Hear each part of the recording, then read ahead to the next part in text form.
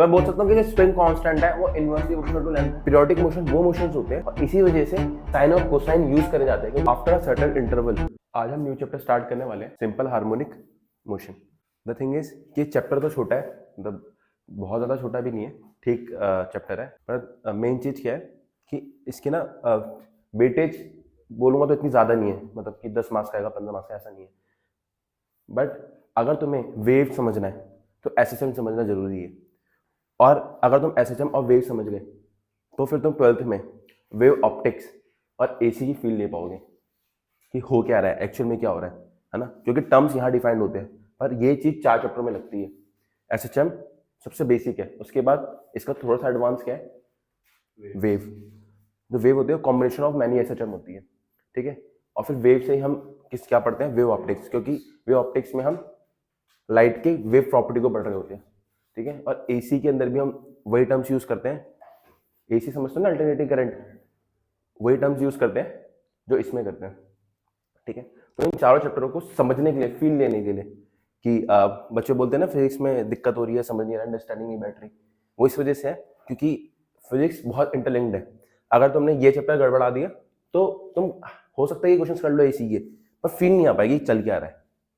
अगर ये फील लेना कि चल क्या रहा है तो थिंग इज कि उसके मेन रूट पे जाओ। तो इन 4 चैप्टरों का मेन रूट है एसएचएम। सेकेंडली ये इजी चैप्टर है ना। और थर्डली कि ये बाकी वीडियो से कैसे अलग होगा कि मोस्टली वीडियोस जो होती हैं वो इसमें सिर्फ थ्योरी बता के खत्म कर रहे हैं, मतलब डेरिवेशंस करा के, और आती भी इसमें डेरिवेशंस है, ज्यादा डेरिवेशंस आती है, 1 या 2 तुम्हारे न्यूमेरिकल्स आ जाते हैं।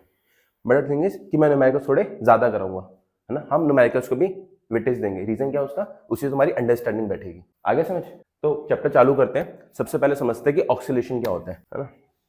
ऑक्सीलेशन में सबसे पहले बताओ कि पीरियोडिक मोशन क्या होता है। पीरियोडिक मोशन क्या होता है, जब कोई object after a certain interval अपने मोशन को रिपीट करे तो हम उसको क्या बोलते हैं, पीरियोडिक मोशन। उस पीरियोडिक मोशन का एक टाइम पीरियड होता है। टाइम पीरियड मतलब कि उसने एक ऑक्सीलेशन कंप्लीट करा, फिर उस सेकंड ऑक्सीलेशन के लिए रवाना हो गया। जैसे अर्थ जो है सन के अबाउट रिवॉल्व होती है कितने डेज के अंदर, 365 डेज 6 आवर्स। 365 डेज 6 आवर्स, वही 6 आवर्स हमारे 4 साल मिलके फिर 4th ईयर बाद लीप ईयर आ जाता है ना। तो एक बार 365 डेज में पूरा रिवॉल्व कर गई, फिर नेक्स्ट 365 डे, तो एक ऑक्सीडेशन कितना टाइम में खत्म हो रहा है, 365 डेज, है ना। तो वो क्या हो गया, उसका टाइम पीरियड हो गया। आया समझ। तो पीरियोडिक मोशन वो मोशंस होते हैं जो आफ्टर अ सर्टेन इंटरवल अपने आप को क्या करते हैं, रिपीट करते हैं। एक और एग्जांपल लेते हैं, जैसे क्लॉक है। क्लॉक में तुम्हारे पास आर हैंड होता है, मिनट हैंड होता है और सेकंड का हैंड होता है ना। सेकंड का हैंड अपने आप को कितने टाइम में रिपीट करता है, 60 सेकंड्स में। मिनट का हैंड 60 मिनट्स, और आर 12 आवर्स बाद क्या करता है, रिपीट करता है। आया समझ। तो पीरियोडिक मोशंस क्या है, जो अपने आप को आफ्टर अ सर्टेन इंटरवल क्या करते हैं, रिपीट करते हैं, हम उसको क्या बोलते हैं, पीरियोडिक मोशन बोलते हैं। तो the motion that repeats itself after a regular time interval is called periodic motion. Example क्या है इसका, motion of a planet around sun और motion of hour minute second hand in a clock. दोनों समझ आ गए, कोई दिक्कत कोई परेशानी। देखो तुम लोगों के लिए मैंने बड़े सी पिक्चर भी लगा रखी है, ठीक है। अच्छा एक बात बताओ, क्या मैं इसको पीरियोडिक बोल सकता हूँ अगर मुझे कोई ऑब्जेक्ट है वो डिस्प्लेसमेंट इस तरीके से कर रहा है कि टी टाइम बाद वो अपने पाथ को रिपीट कर रहा है, क्या मैं इसको पीरियोडिक बोल सकता हूँ, क्या इसको पीरियोडिक बोल सकता हूँ, बोल सकता हूँ ना। तो ये भी क्या है, तुम्हारा पीरियोडिक मोशन है। अब हमारा नेक्स्ट क्या है, ऑक्सीलेटरी मोशन। देखो ऑक्सीलेटरी मोशन क्या होता है, to and fro motion. To and fro motion को हम ऑक्सीलेटरी मोशन बोलते हैं। जैसे गिटार में स्ट्रिंग होती है, स्ट्रिंग की मेन पोजीशन होती है, जैसे मैं इसको वाइब्रेट करता हूँ नीचे जाता है ऊपर आता है, नीचे फिर बीच में फिर ऊपर, ऊपर बीच में फिर नीचे, इस टाइप के मोशन को क्या बोलते हैं हम। जैसे एक पेंडुलम है, ये उसका मीन पोजीशन है, मीन पोजीशन बताऊंगा भी किसको बोलते हैं, पर मैं इसको छोड़ूंगा तो ये यहाँ पर आएगा, फिर यहाँ जाएगा, फिर यहाँ आएगा, फिर यहाँ जाएगा। तो ये क्या कर रहा है, एक पर्टिकुलर पोजीशन के about to and fro motion कर रहा है। तो इस मोशन को क्या बोलते हैं हम, ऑक्सीलेटरी मोशन, है ना। तो to and fro motion about a mean position is called oscillatory motion. कोई दिक्कत कोई परेशानी, ठीक है। एग्जांपल इसका जैसे गिटार स्ट्रिंग हो गया, सिंपल पेंडुलम तो बहुत इजी एग्जांपल है ही, बचपन से देखा है ना। पहले तो पहले की अब भी आती है, वो वॉचेस आती है ना जिसमें बीच बीच में घंटा लगा होता है और यूं यूं टिन टिन टिन करता रहता है, वो भी क्या कर रहा है, सिंपल पेंडुलम का एग्जांपल है। वो एसएचएम कर रहा है, मतलब एसएचएम छोड़ो, अभी ऑक्सीलटरी मोशन कर रहा है। क्या कर रहा है, oscillatory motion. Spring block system, spring block system कैसे, देखो मान लो तुम्हारे पास एक स्प्रिंग है और यहाँ पर लगा हुआ है ब्लॉक, क्या लगा है। अब नथिंग इज, जब तक ये अपनी नेचुरल लेंथ पे तब तक कोई दिक्कत नहीं होती, पर स्प्रिंग की एक खास प्रॉपर्टी होती है, तुम लोगों को पता है बात, कि जैसे मान लो ये स्प्रिंग है ना, ये इसकी नेचुरल लेंथ है, मतलब ना मैंने इसको एक्सटेंड करा है ना मैंने इसको कंप्रेस करा है, तो ये जो लेंथ होती है इसको बोलते हैं नेचुरल लेंथ।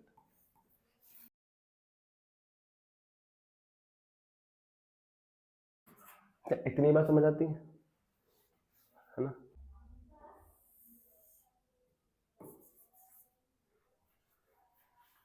अब समझना, ये लेंथ L है, ब्लॉक का मास M है ना, ये इसकी हो गई। अभी के लिए मान लो मीन पोजीशन, बताऊंगा मीन पोजीशन होता क्या है। मीन पोजीशन वो पोजीशन है जिसमें नेट फोर्स जीरो होता है, इक्विलिब्रियम है। मीन पोजीशन क्या है, नेट फोर्स पे जीरो है। पर स्प्रिंग की एक खास बात है कि अगर मैं इसको इधर एक्सटेंड करूंगा ना, मतलब अगर मैं डिस्प्लेसमेंट ऐसे करता हूं, तो फोर्स जो लगता है बेटा, फोर्स लगता है अपोजिट। इस फोर्स को हम बोलते हैं रिस्टोरिंग फोर्स। क्यों बोले रिस्टोरिंग फोर्स, क्योंकि इसकी पोजीशन को वो रिस्टोर करने की कोशिश कर रहा है, ठीक है, रिस्टोरिंग फोर्स है ना। तो मतलब अगर मैंने इसको एक्सटेंड कर दिया,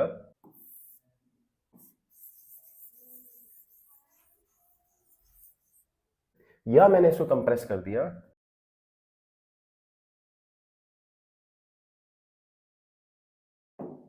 देखो ये इसकी मीन पोजीशन है, यहां से चाहे तो मैं एक्स लेंथ एक्सटेंड कर दूं या मैं एक्स लेंथ कंप्रेस कर दूं। देखो इसे मैंने एक्स लेंथ एक्सटेंड करा है, जब मैंने इधर की साइड एक्सटेंड करा है तो फोर्स किधर की साइड लगा, ये कौन सा केस है, ये इलांगेशन का केस है, ठीक है। या फिर जब मैंने इसको कंप्रेस कर दिया तो किधर कंप्रेस करा, इधर की साइड कंप्रेस करा, ठीक है। ये जो स्प्रिंग है इस पर किधर की साइड फोर्स आएगा, तो देख रहे हो फोर्स बार बार क्या कर रहा है, उसको दोबारा मीन पोजीशन में ले जाने की कोशिश कर रहा है, ठीक है। तो ये केस कौन सा है, ये केस है। अब ये ब्लॉक क्या करेगा, अगर कोई भी डैम्प्ड ऑक्सीडेशन नहीं है, डैम्प्ड ऑक्सीडेशन मतलब कोई फ्रिक्शन नहीं है, कोई ऐसी फोर्स नहीं है जो इसको रोक पाए, तो ये क्या करेगा, इस मीन पोजीशन के about to and fro motion करना चालू कर देगा। तो ये भी कौन सा केस हो गया, ऑक्सीलेशन का। कौन सा केस हो गया, ऑक्सीलेशन का। देखो ये पिछले वाले केस की तरह ही है, समझना। मान लो एक बॉल है ना, बॉल क्या करेगा, बॉल का क्या है मीन पोजीशन, इसमें नेट फोर्स क्या होगा, जीरो। जैसी अगर उसके पास वेलोसिटी है तो यहाँ से वो ऊपर जाएगा, ऊपर जाने के बाद उसकी वेलोसिटी क्या हो जाएगी, मीन पोजीशन से जैसे मैं दूर जाता हूँ उसकी वेलोसिटी क्या होती है, डिक्रीज करती है। और इसको बोलते हैं एक्सट्रीम पोजीशन, क्या बोलते हैं, एक्सट्रीम पोजीशन में वेलोसिटी क्या हो जाती है, जीरो हो जाती है। अरे वेलोसिटी जीरो है तभी तो वापस आ रहा है वो, समझ रहे हो। तो मेन पोजीशन है जिसमें नेट फोर्स जीरो होता है, इसमें नेट फोर्स क्या होता है, यहाँ पर नेट फोर्स होता है जीरो। एक्सट्रीम पोजीशन में नेट फोर्स मैक्सिमम होता है, क्या होता है, एग्जांपल जैसे तुम लोगों को पता होगा जो स्प्रिंग फोर्स है उसका फॉर्मूला होता है माइनस के इंटू एक्स, माइनस के इंटू एक्स। जितना ज्यादा इलांगुएट करूंगा उतना ज्यादा फोर्स बढ़ता है ना। तो थिंग इज कि मैक्सिमम एक्सट्रीम। अच्छा ये एक बार बताओ, इसमें चल तो है नहीं कि चुपचाप अपने आप इधर चला जाएगा, ये कब होगा, जब कोई बंदा फोर्स लगा खींचे इसको और छोड़ दे। मान लो इसके अगर यहाँ पर इसके पास वेलोसिटी जीरो है, क्या मूव करेगा ये ना इधर या इधर, नहीं। पर अगर इसके पास वेलोसिटी है इधर की साइड तो किधर की साइड मूव करेगा, अगर इसके पास वेलोसिटी इधर की साइड है किधर मूव करेगा, इधर की साइड। और इस पर फोर्स क्या करेगा, इसकी वेलोसिटी को कम करने की कोशिश करेगा, क्या करने की कोशिश करेगा, कम। और जहां पर जीरो कर देगा वो क्या होगा, इसकी एक्सट्रीम पोजीशन, क्या होगा, एक्सट्रीम पोजीशन, ठीक है। आया समझ। तो एक्सट्रीम पोजीशन में नेट फोर्स क्या होता है, नेट फोर्स होता है मैक्सिमम, ठीक है। ये भी क्या है, इसकी एक्सट्रीम पोजीशन। देखो इसको रिप्रेजेंट करता है प्लस से, मतलब ये हमारा ओरिजिन मान लो तो ये हो गया प्लस, जैसे इलोंगेशन को मान लिया हमने प्लस, तो ये ऑटोमेटिकली क्या हो गया माइनस, है ना। कोई दिक्कत, कोई परेशानी। अब यहाँ पर भी तो एक्सट्रीम पोजीशन होगी, यहाँ पर भी नेट फोर्स को क्या मानूंगा मैं, मैक्सिमम। और जब नेट फोर्स मैक्सिमम होती है तो वेलोसिटी क्या होती है बेटा, जीरो। यहाँ पर वेलोसिटी क्या होगी, अच्छा, बट डिस्प्लेसमेंट क्या होगा, एक्सट्रीम पोजीशन में डिस्प्लेसमेंट क्या होता है, मैक्सिमम। एक्सट्रीम पोजीशन में डिस्प्लेसमेंट क्या है, मैक्सिमम। तो यहाँ पर डिस्प्लेसमेंट क्या होता है,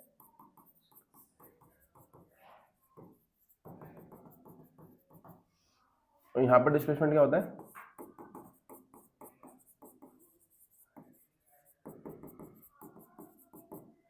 आगे समझ, कोई दिक्कत, कोई परेशानी।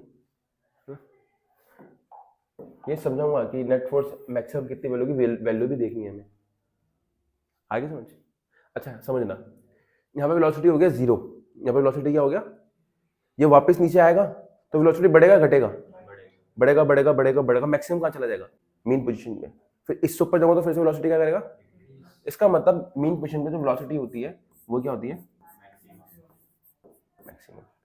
मीन पोजीशन पे दो चीज जीरो होता है, एक डिस्प्लेसमेंट, दूसरा फोर्स, और मैक्सिमम क्या होता है, वेलोसिटी। अच्छा तुम मुझे बता सकते हो, अगर यहाँ पर वेलोसिटी मैक्सिमम है तो काइनेटिक एनर्जी भी तो मैक्सिमम होगी, समझ आ रहा है। ये गेम सिर्फ किसका है, काइनेटिक एनर्जी पोटेंशियल एनर्जी में कन्वर्ट हो रही है, पोटेंशियल एनर्जी काइनेटिक एनर्जी में कन्वर्ट हो रही है, ठीक है। अभी बताऊंगा कैसे। जैसे मान लो यहाँ पर एक्सट्रीम सबसे ऊपर की हाइट पे आई है, तो इसके बाद जो भी एनर्जी है वो किस फॉर्म में है, पोटेंशियल एनर्जी की फॉर्म में, है ना। और क्योंकि वेलोसिटी जीरो तो काइनेटिक एनर्जी तो है नहीं, जब ये नीचे आ रहा है तो पोटेंशियल एनर्जी कम हो रही है, काइनेटिक एनर्जी बढ़ रही है, और यहाँ पर आके क्या हो रही है, वो मैक्सिमम हो रही है ना। अभी हम पढ़ेंगे कि sum of kinetic energy plus potential energy वो हमेशा कांस्टेंट रहेगा, क्योंकि एनर्जी क्या नीदर बी क्रिएटेड, आगे समझ।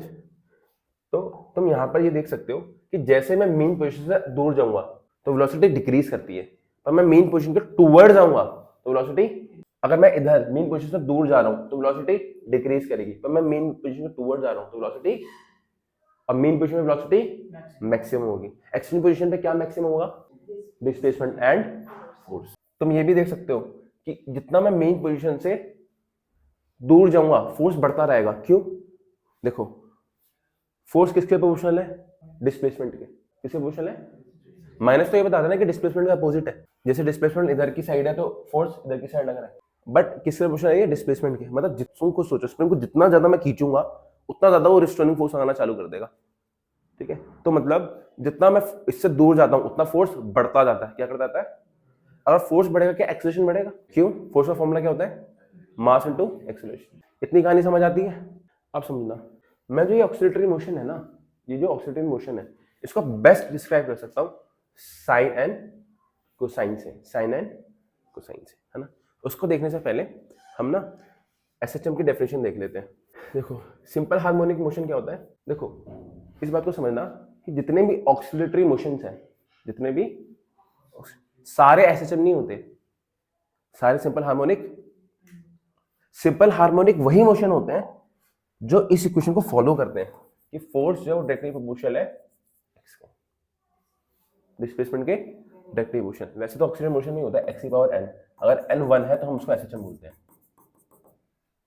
ज्यादा बता रहा हूँ थोड़ा सा, है ना। x की पावर n है, मतलब x की पावर 2, x की पावर 3 इसके प्रोपोर्शनल है, तो वो तुम्हारा ऑक्सीलरेटरी मोशन हो जाएगा। पर x की पर्टिकुलर वैल्यू 1 हो गई तो वो ऑक्सीलरेटरी में भी सिंपल हार्मोनिक हो जाएगा, क्या हो जाएगा, simple harmonic motion. For example spring block system में फोर्स इक्वल टू -kx, तो that is simple harmonic motion, आया समझ। तो सिंपल हार्मोनिक मोशन होने की कंडीशन क्या है कि फोर्स किसके प्रोपोर्शनल हो, x के, और x की कौन सी पावर पे, 1 पे, और फोर्स और डिस्प्लेसमेंट हमेशा क्या हो, अपोजिट इन डायरेक्शन हो। Simple harmonic motion is a special type of oscillatory motion in which the restoring force or acceleration is directly proportional to the displacement. Displacement कहाँ से, from the mean position.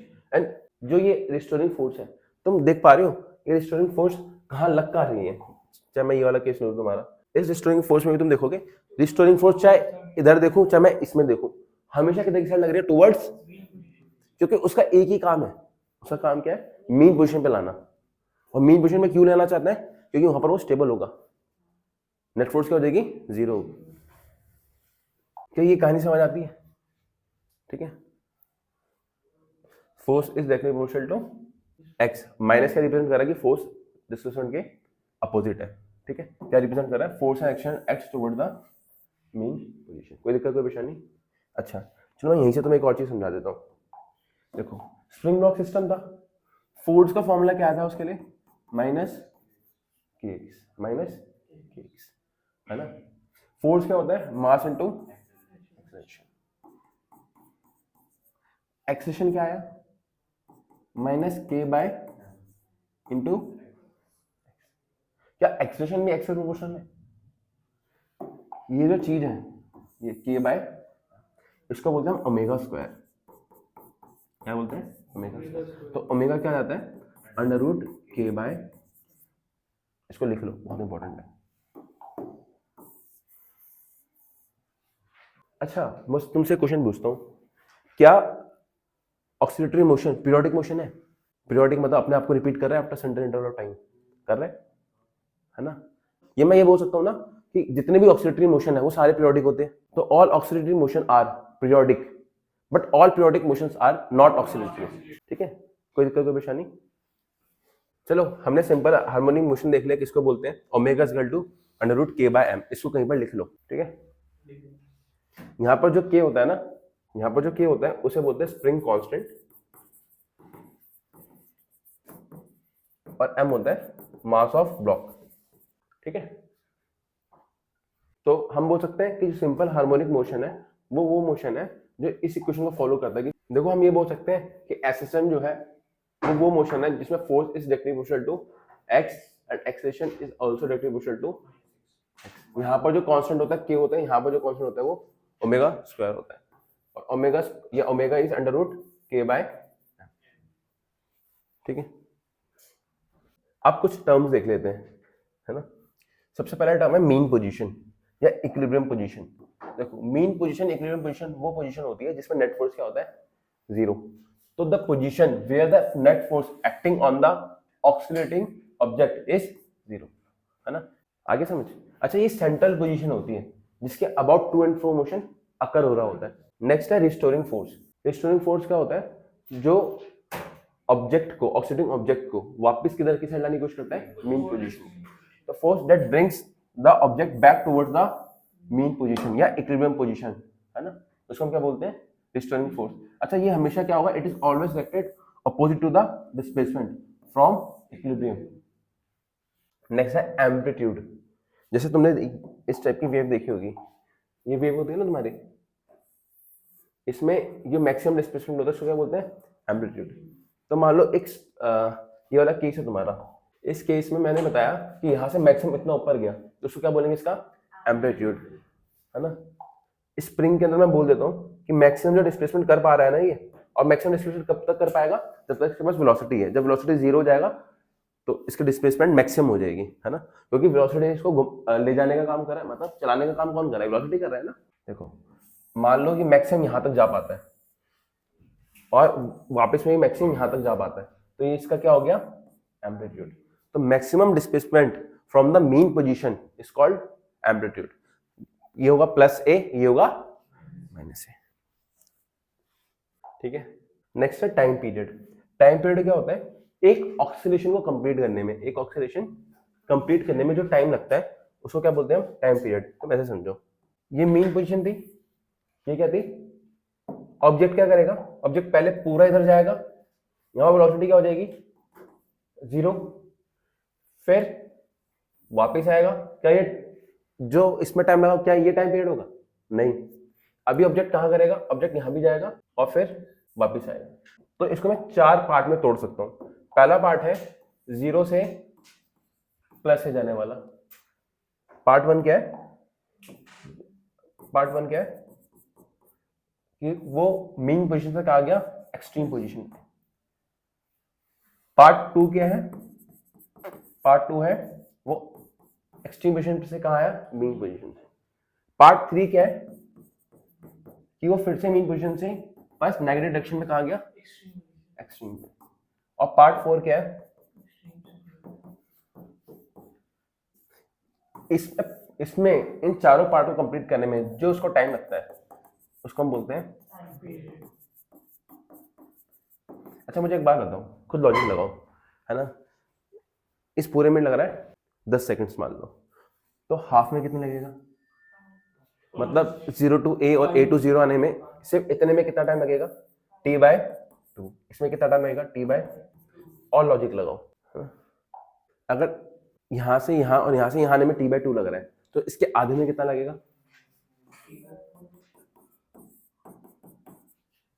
ठीक है, तो हर एक part को complete करने में इसको कितना टाइम लग रहा है? T/4। और 4 T/4 को प्लस कर दूंगा तो क्या आंसर आ जाएगा मेरा? T। आगे समझ? तो टाइम पीरियड क्या होता है? टाइम पीरियड होता है is the time it takes for the oscillating object to complete one full cycle, है ना, to return to its starting position and repeat the motion। इसको हम क्या बोलते हैं? Time period. ठीक है, अच्छा कुछ और टर्म्स जैसे फ्रीक्वेंसी। फ्रीक्वेंसी क्या होता है? फ्रीक्वेंसी होता है 1 बाय टाइम पीरियड, है ना। इसकी फील लेते हैं, फ्रीक्वेंसी का मतलब क्या होता है? फ्रीक्वेंसी का मतलब होता है कि तुम एक काम को कितनी बार रिपीट करते हो। एक काम को कितनी बार, जैसे तुम एक दिन में 100 बार इंस्टाग्राम खोलते हो, कितनी बार खोलते हो? 100 बार। तो तुम्हारी फ्रीक्वेंसी कितनी हो गई? फ्रीक्वेंसी कितनी होगी? 100, है ना। कितनी हो गई? 100। आया समझ? मान लो तुम्हारा ना हर एक सेकंड में आदत है एक बार फोन ऊपर करके देखने की, तो तुम्हारी फ्रीक्वेंसी कितनी हो गई? 1, है ना। तो फ्रीक्वेंसी क्या होता है कि कोई ऑब्जेक्ट अपने काम को कितनी बार रिपीट कर रहा है।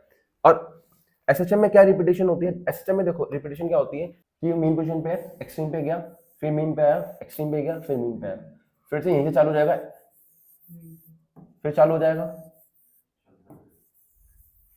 है ना। तो एक सेकंड में वो कितनी बार इस चीज को रिपीट कर देता है, उसको क्या बोलेंगे? फ्रीक्वेंसी। उसको क्या बोलेंगे? एक सेकंड में वो कितनी बार इसको रिपीट कर देता है, उसको क्या बोलेंगे? फ्रीक्वेंसी। मान लो वो आधे सेकंड उसका टाइम पीरियड है, मतलब आधे सेकंड में वो यहां जाता है, पूरा अपना कंप्लीट सर्कल कर लेता है आधे सेकंड में। तो एक सेकंड में कितनी बार वो ऐसा कंप्लीट कर लेगा? 2 बार। मान लो 0.2 सेकंड है, कितना है? तो एक सेकंड में कितनी बार कर लेगा? तो मुझे समझ आ रहा है कि frequency inversely proportional to time period है, या for frequency is 1 by time period. समझ आ रहा है? तुमने अभी तक पढ़ा होगा कि frequency is 1 by time period, पर फील अभी आया होगा। समझ आया कि फ्रीक्वेंसी 1 बाय टाइम पीरियड की होता है? Frequency is 1 by time period, और ये होता है क्या? Number of oscillation per unit. तो इसको फॉर्मूले को लिख लो। देखो ये एंगुलर फ्रीक्वेंसी हमने पढ़ रखा है, ये कहां पढ़ा था याद करो? सर्कुलर मोशन में कोई ऑब्जेक्ट है जो सर्कल में घूम रहा होता है, जो सर्कल में क्या कर रहा होता है? घूम रहा होता है, तो उसके पास एंगुलर वेलोसिटी होती है, वहां पढ़ा था। तो अब समझना, ओमेगा जो होता है ना, एंगुलर फ्रीक्वेंसी, इसको एंगुलर फ्रीक्वेंसी बोलते हैं। It is 2 pi F, it is 2 pi F, और 2 पाई बाय, अब फेस समझाऊंगा तुम्हें, फेस और इनिशियल फेस क्या होता है ना। इसके अलावा देखो, तो कुछ जो फॉर्मूले में अच्छे से याद रखने, वो ये याद ध्यान रखना है कि जो ओमेगा होता है वो under root k by M होता है, ठीक है। उसके बाद जो फ्रीक्वेंसी होता है 1 बाय टाइम पीरियड होता है, और ओमेगा क्या होता है? 2 पाई एफ होता है, या 2 पाई बाय, ये लिख सकता हूं मैं, जो टाइम पीरियड है वो 2 पाई बाय ओमेगा हो सकता है, लिख सकता है, लिख सकते हैं ना। देखो मैं इतनी सारी चीजें याद नहीं रखता, मैं एक आध चीजें याद रखता हूँ, बाकी से मैं आराम से डेराइव। अब ऐसा मत करना कि डेरिवेशन बहुत, जैसे बर्नौलीज थ्योरम है कि बर्नौलीज थ्योरम याद करूंगा नहीं, मैं डेरिवेशन याद रखूंगा, तब तो तुम हो गया काम। ये छोटी मोटी चीजों की डेरिवेशन, जैसे ये है, ये सब रिलेशन में निकाल सकता हूँ 2 मिनट के अंदर, 2 मिनट के 10 सेकंड में मिल जाएगा। तो इतना मैं याद नहीं रखता, इतना तुम्हें भी याद रखने की जरूरत नहीं है। बार बार प्रैक्टिस करोगे तो ऑटोमेटिकली याद हो जाएगा। मैं याद नहीं रखता, मुझे याद है, ठीक है। बट जो बड़ी डेरिवेशन होती है उसको तो पूरा फॉर्मूला याद रखो। आगे समझ, कोई दिक्कत कोई परेशानी? आगे बढ़ू? अब समझना, बहुत आराम से समझना। हमने साइन और कोसाइन कर्व पढ़े हैं। साइन कर्व क्या होता है?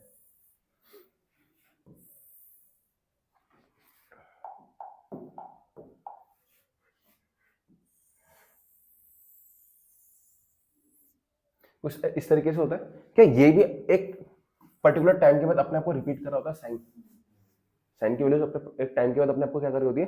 रिपीट कर रही होती है। ये पता होगा टाइम पीरियड, इसका ये टाइम क्या होता है पता है? टाइम पीरियड क्या होता है साइन का? 2 पाई।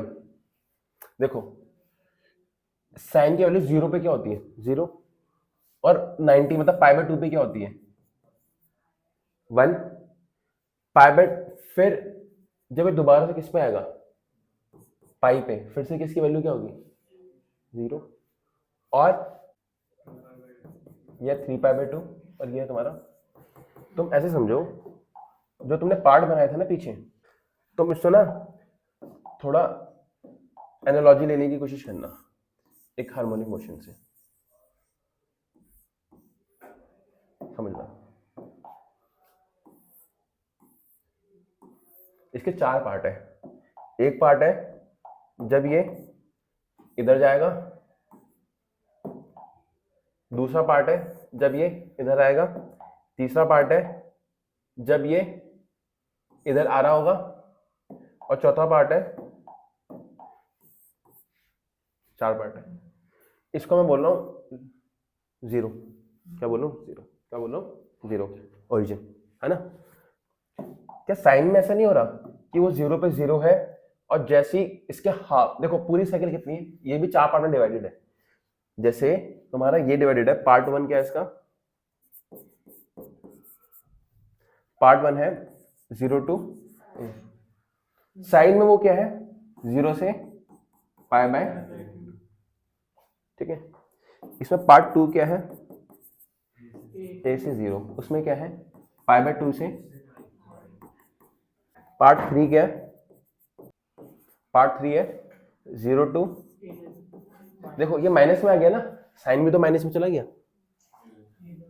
तो ये कितना हो गया, पाई से 3 पाई बाय 2, आ गया समझ।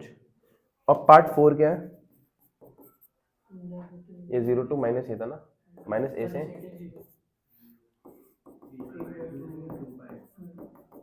तो इस कंप्लीट को मिला के हमारा क्या बनेगा, 2 पाई। मतलब इसको मैंने ब्रेक कर दिया 4 पाई बाय 2 के अंदर, 0 से पाई बाय 2, पाई बाय 2 से पाई बाय 2, मतलब हर एक के अंदर कितना एंगल कंप्लीट हो रहा है, पाई बाय, ठीक है, जैसे इसके अंदर हो रहा था।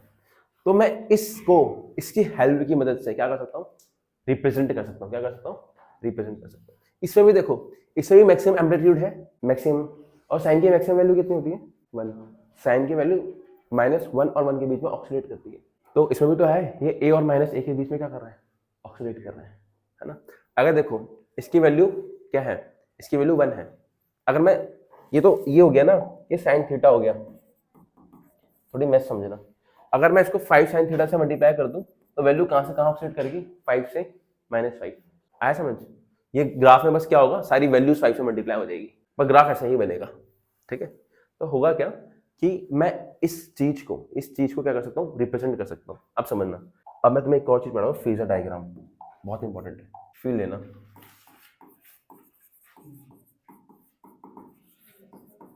फेजर डायग्राम,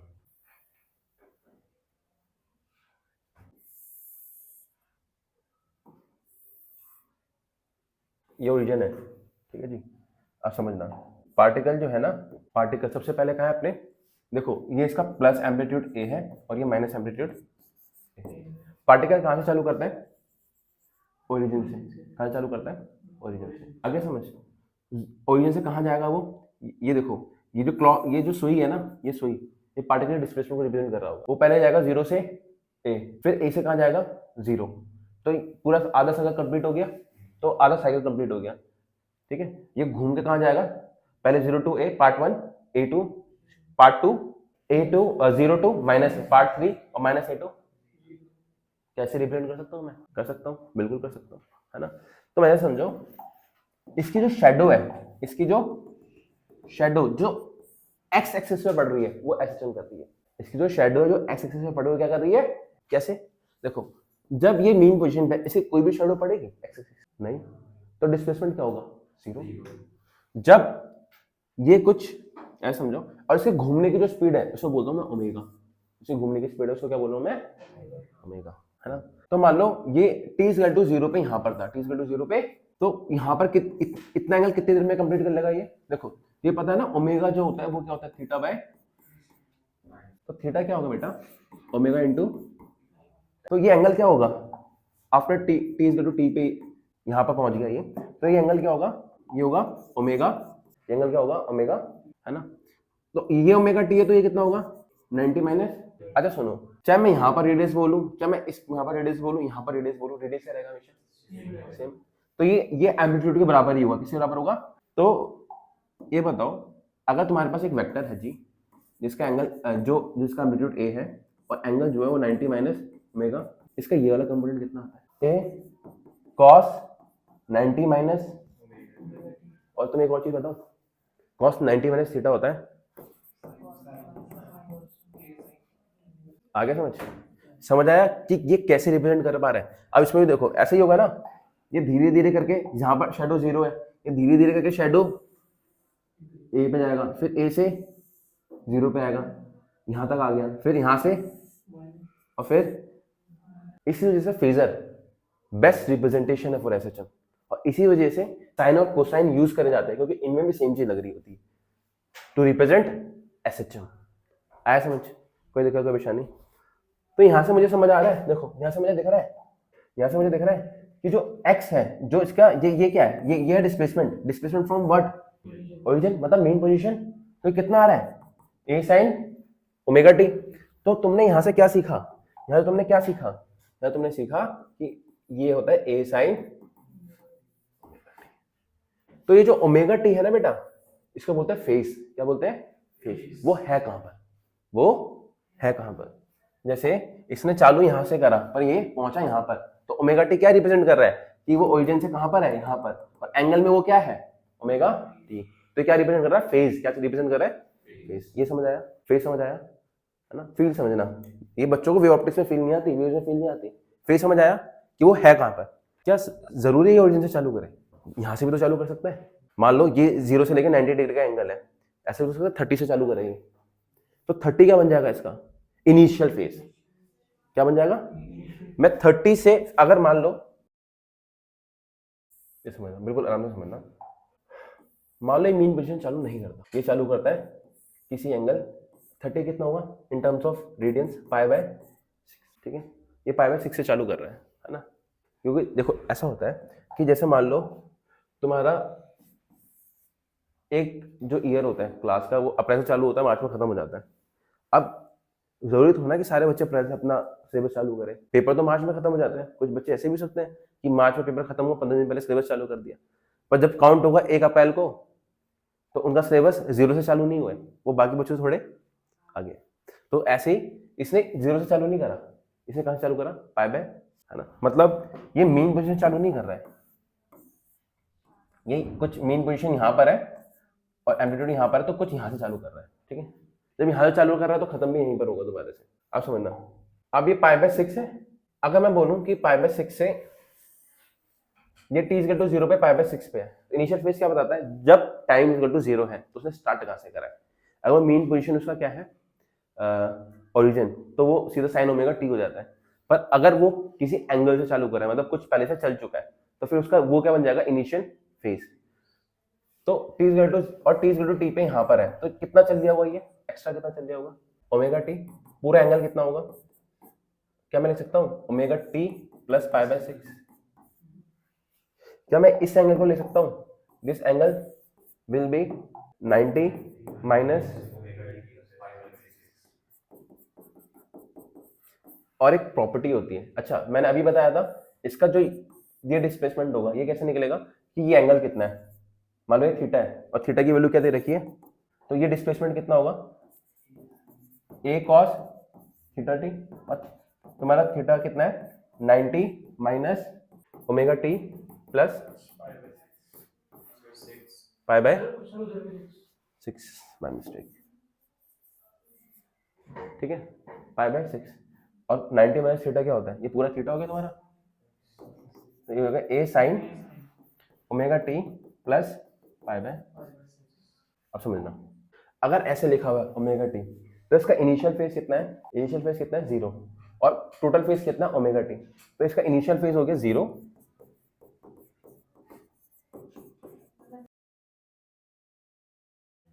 और टोटल फेज कितना है,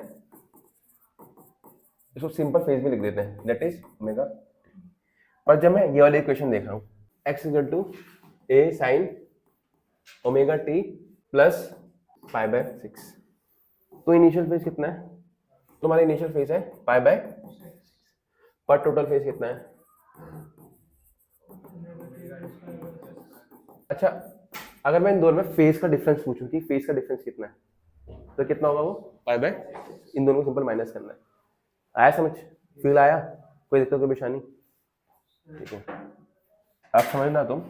तो हमारे किसी भी एसएचएम की जो जनरल रिप्रेजेंटेशन होती है ना, वो होती है x equal to a sine omega T plus 5। अगर 5 क्या बताता है? 5 बताता है इनिशियल। इनिशियल फेज क्या होता है कि t इक्वल टू 0 पे वो कहां पर है, ठीक है। और ये क्या बताता है? ये होता है तुम्हारा टोटल फेज। x क्या बता रहा है? Displacement at time t। मतलब जैसे इसमें था ना कि हमने t टाइम बाद निकाला था कि डिस्प्लेसमेंट कितनी हुई है, जैसे ये वाला केस था, इसमें निकाला t इक्वल टू 0 के बाद t इक्वल टू t पे कितनी डिस्प्लेसमेंट हुई है, उसी को लिखा था हमने a sin ओमेगा t। इसमें भी हमने ऐसे निकाला था कि t इक्वल टू 0 पे यहां से चालू हुआ, t इक्वल टू t पे जो डिस्प्लेसमेंट हुई उसको हमने लिखा a sin omega t plus pi bye. और जो यहाँ पर a होता है, ये किसको रिप्रेजेंट करता है? Maximum displacement. और मैक्सिमम डिस्प्लेसमेंट को क्या बोलते हैं? एम्पलीट्यूड। ठीक है, समझ आ गया? आगे बढ़ू। अगर मैं x equal to a sin omega t लिख रहा हूं और x equal to a cos omega t लिख रहा हूं, दोनों ही एसएचएम को रिप्रेजेंट कर रही है। दोनों किसको रिप्रेजेंट कर रही है? एसएचएम को। डिफरेंस क्या है? डिफरेंस ये है कि जो यहां पर है, यहां पर इनिशियल फेज क्या है?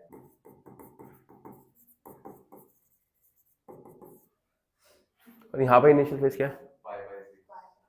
पाई बाय 2। क्योंकि इसको मैं क्या लिख सकता हूं, तुम्हें पता होगा, sign pi by 2 plus omega T. ये किसके बराबर होता है? या फिर मैं कहूं sign pi by 2 plus theta, ये किसके बराबर होता है? कॉस। किसके बराबर होता है? Cos theta. मैथ सही है ना? तो इसको क्या लिख सकता हूं मैं? Sign omega T plus pi bye. आया समझ? कोई दिक्कत, कोई परेशानी? अच्छा, एक बात मुझे बताओ, तो हमारे इनिशियल फेज क्या बन गया? पाई बाय 2। तो पाई बाय 2 कब आता है? पाई बाय 2 तो सिर्फ एक्सट्रीमिटीज में आता है। एक्सट्रीमिटीज मतलब मैक्सिमम डिस्प्लेसमेंट। देखो पाई बाय 2 कब आया? जब प्लस ए था, और नहीं तो अगला 3 पाई बाय 2 पे माइनस ए आएगा। पाई बाय 2 का मतलब क्या है? ये किस पे? अपनी एक्सट्रीम पोजीशन पे। तो अगर ए कॉस ओमेगा टी दे रहा है, इसका मतलब उसकी इनिशियल पोजीशन मीन पोजीशन नहीं है, वो एक्सट्रीम पोजीशन है। आया समझ? तो ये क्या तुम्हारा इनिशियल फेज? तो इनिशियल फेज क्या हो गया तुम्हारा? 5, दैट इज पाई बाय। आगे बढ़ू। ठीक है, अब मुझे ये समझ आ गया कि जो मेरा x है वो क्या है हमारा? a sin omega T plus 5। ये x क्या हमारा? ये तो डिस्प्लेसमेंट है। ये क्या है? डिस्प्लेसमेंट।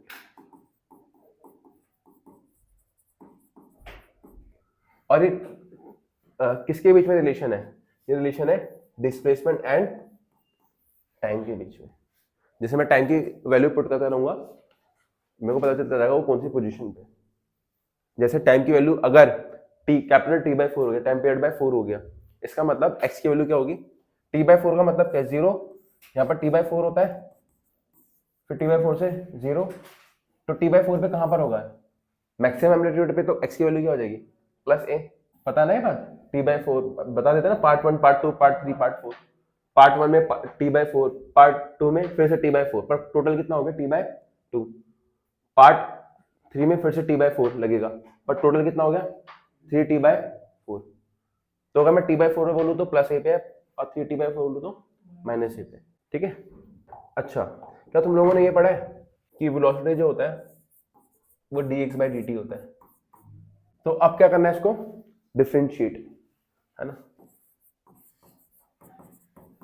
ये sign omega T plus 5 divided by dt। अब समझो, ये रिलेशंस आते हैं डिराइव करने के लिए, मेरे को ध्यान से समझना। मान लो तुम 5 साइन थीटा का डिफरेंशिएशन कर रहे हो, तो अगर कांस्टेंट मल्टीप्लाई है तो डिफरेंशिएशन के बाहर आ जाता है ना। तो ये आ गया बाहर, बचा sine omega T plus five, तो इसका डिफरेंशिएशन होगा cos omega T plus five. उसके बाद हम फिर किसका डिफरेंशिएशन करेंगे, ओमेगा टी प्लस फाइव का। ओमेगा टी प्लस फाइव का डिफरेंशिएशन क्या होगा, देखो इसका डिफरेंशिएशन क्या होगा with respect to d t. Omega फिर से कांस्टेंट है तो बाहर आ जाएगा, टी का डिफरेंशिएशन कितना होगा 1, टी का डिफरेंशिएशन कितना होगा 1, है ना। और फाइव क्या है कांस्टेंट, उसका डिफरेंशिएशन क्या होगा 0। तो ओमेगा टी प्लस फाइव का डिफरेंशिएशन क्या होगा ओमेगा के बराबर। तो ये किसके बराबर आ गया, A omega cos omega T plus five. आ गया समझ, कोई दिक्कत कोई परेशानी, डिफरेंशिएशन नहीं समझा तो कराऊं, समझाऊं कैसे करना है, आ गया। तो जो ये रिलेशन आया ये किसका है, वेलोसिटी टाइम का।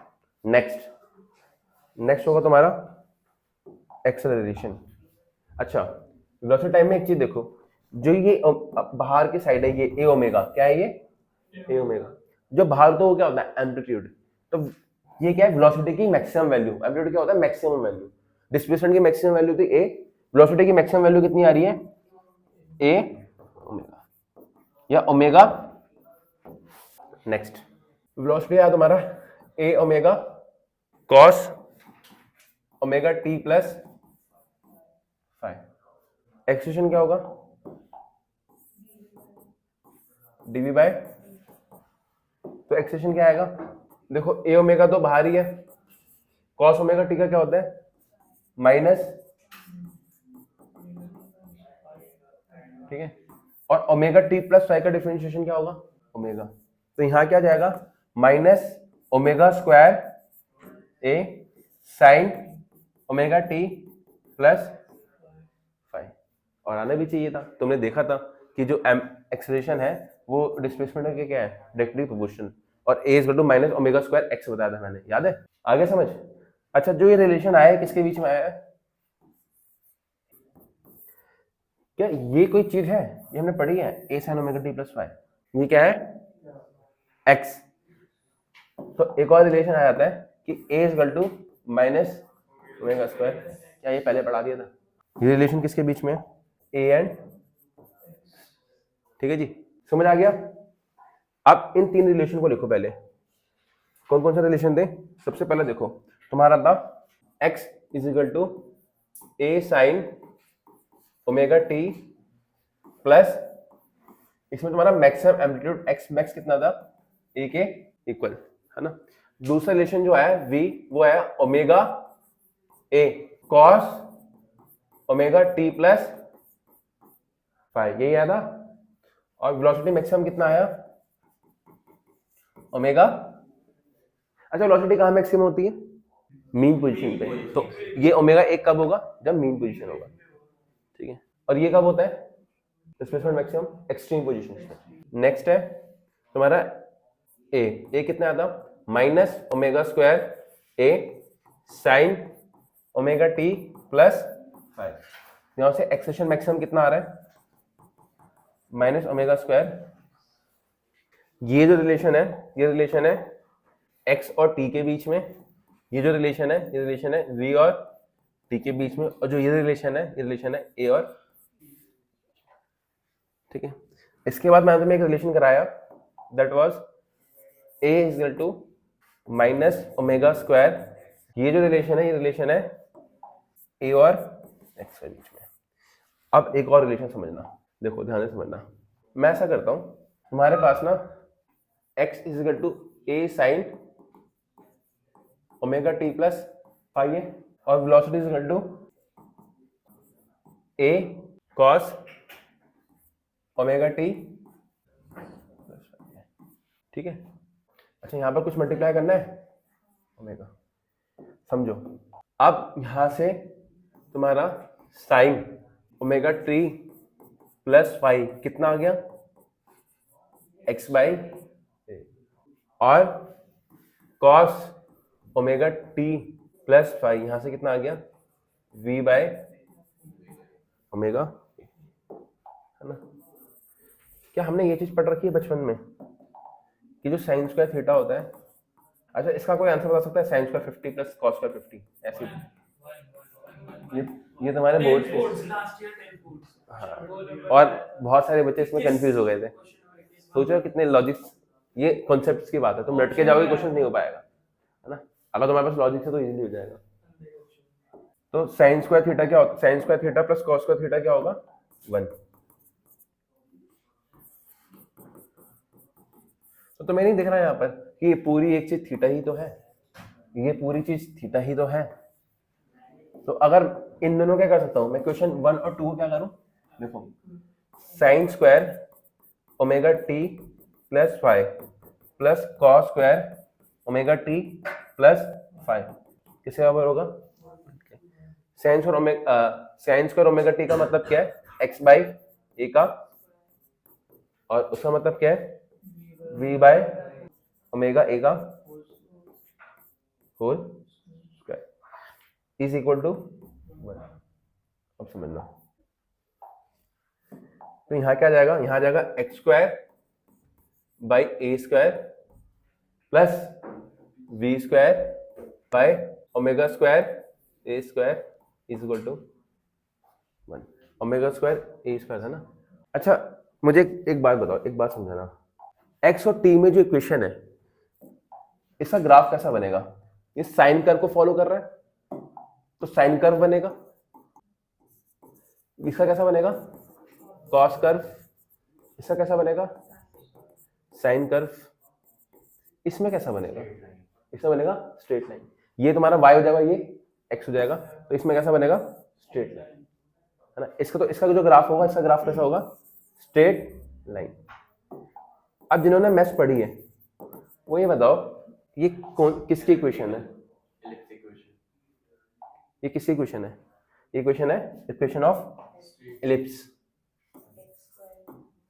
इक्वेशन ऑफ इलिप्स जानते हो ना? X square by A square plus Y square by B square two, A तुम्हारा सेमी मेजर एक्सिस होता है, बी तुम्हारा सेमी माइनर एक्सिस होता है, ठीक है। तो ये क्या है तुम्हारा? Equation of ellipse. किसी को फंडा क्लियर हुआ? ठीक है, जरा ध्यान से समझना। देखो, ये तुम्हारी मेन पोजीशन होती है। मेन पोजीशन मतलब यहाँ पर नेट फोर्स क्या है? 0, ठीक है।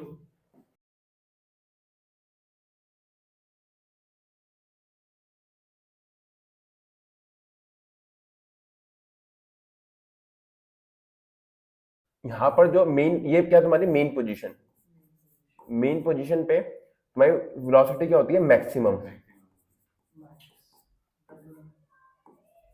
ठीक है। और ये किधर की साइड मूव कर रहा है? इधर की साइड। अच्छा, अगर ये मेन पोजीशन है, इस पर नेट अभी कोई नेट फोर्स नहीं है ना, ये स्प्रिंग इलोंगेट हुआ है ना कंप्रेस हुआ है, इस वजह से कोई फोर्स नहीं लग रही है। तो अगर स्प्रिंग ना कंप्रेस हो ना इलोंगेट हो, है ना, तो कोई भी पोटेंशियल एनर्जी स्टोर्ड नहीं होगी। क्यों? पोटेंशियल एनर्जी स्टोर्ड कब होती है? जब मैं स्ट्रिंग को या तो कंप्रेस करता हूँ या फिर इलोंगेट करता हूँ। यहाँ पर तो कुछ नहीं हो रखा, तो यहाँ पर जो भी एनर्जी है वो किसमें है? टोटल। तो यहाँ पर मैक्सिमम काइनेटिक एनर्जी, यहाँ पर क्या है? मैक्सिमम। अब इस पोजीशन से थोड़ा सा डिस्टर्ब होता है ये, और किसी बीच की पोजीशन पे जाता है, एक्स डिस्प्लेसमेंट करता है। अब एक्स डिस्प्लेसमेंट कर दिया तो इस स्प्रिंग क्या हो गई? इलोंगेट हो गई। क्या हो गई? अगर ये इलोंगेट हो गई तो इलोंगेशन की वजह से कुछ एनर्जी आएगी, पोटेंशियल एनर्जी, और इसकी कुछ वेलोसिटी घट भी गई होगी, है ना। तो इसके बाद इस टाइम पे दोनों एनर्जी है, काइनेटिक एनर्जी भी है, और बट अब ये चला गया maximum displacement, that is a ना। यहां पर इसकी वेलोसिटी क्या हो गई है? 0, पर डिस्प्लेसमेंट क्या हो गया? मैक्सिमम। यहां पर जो एनर्जी है टोटल किस फॉर्म में? पोटेंशियल एनर्जी की फॉर्म में, ठीक है।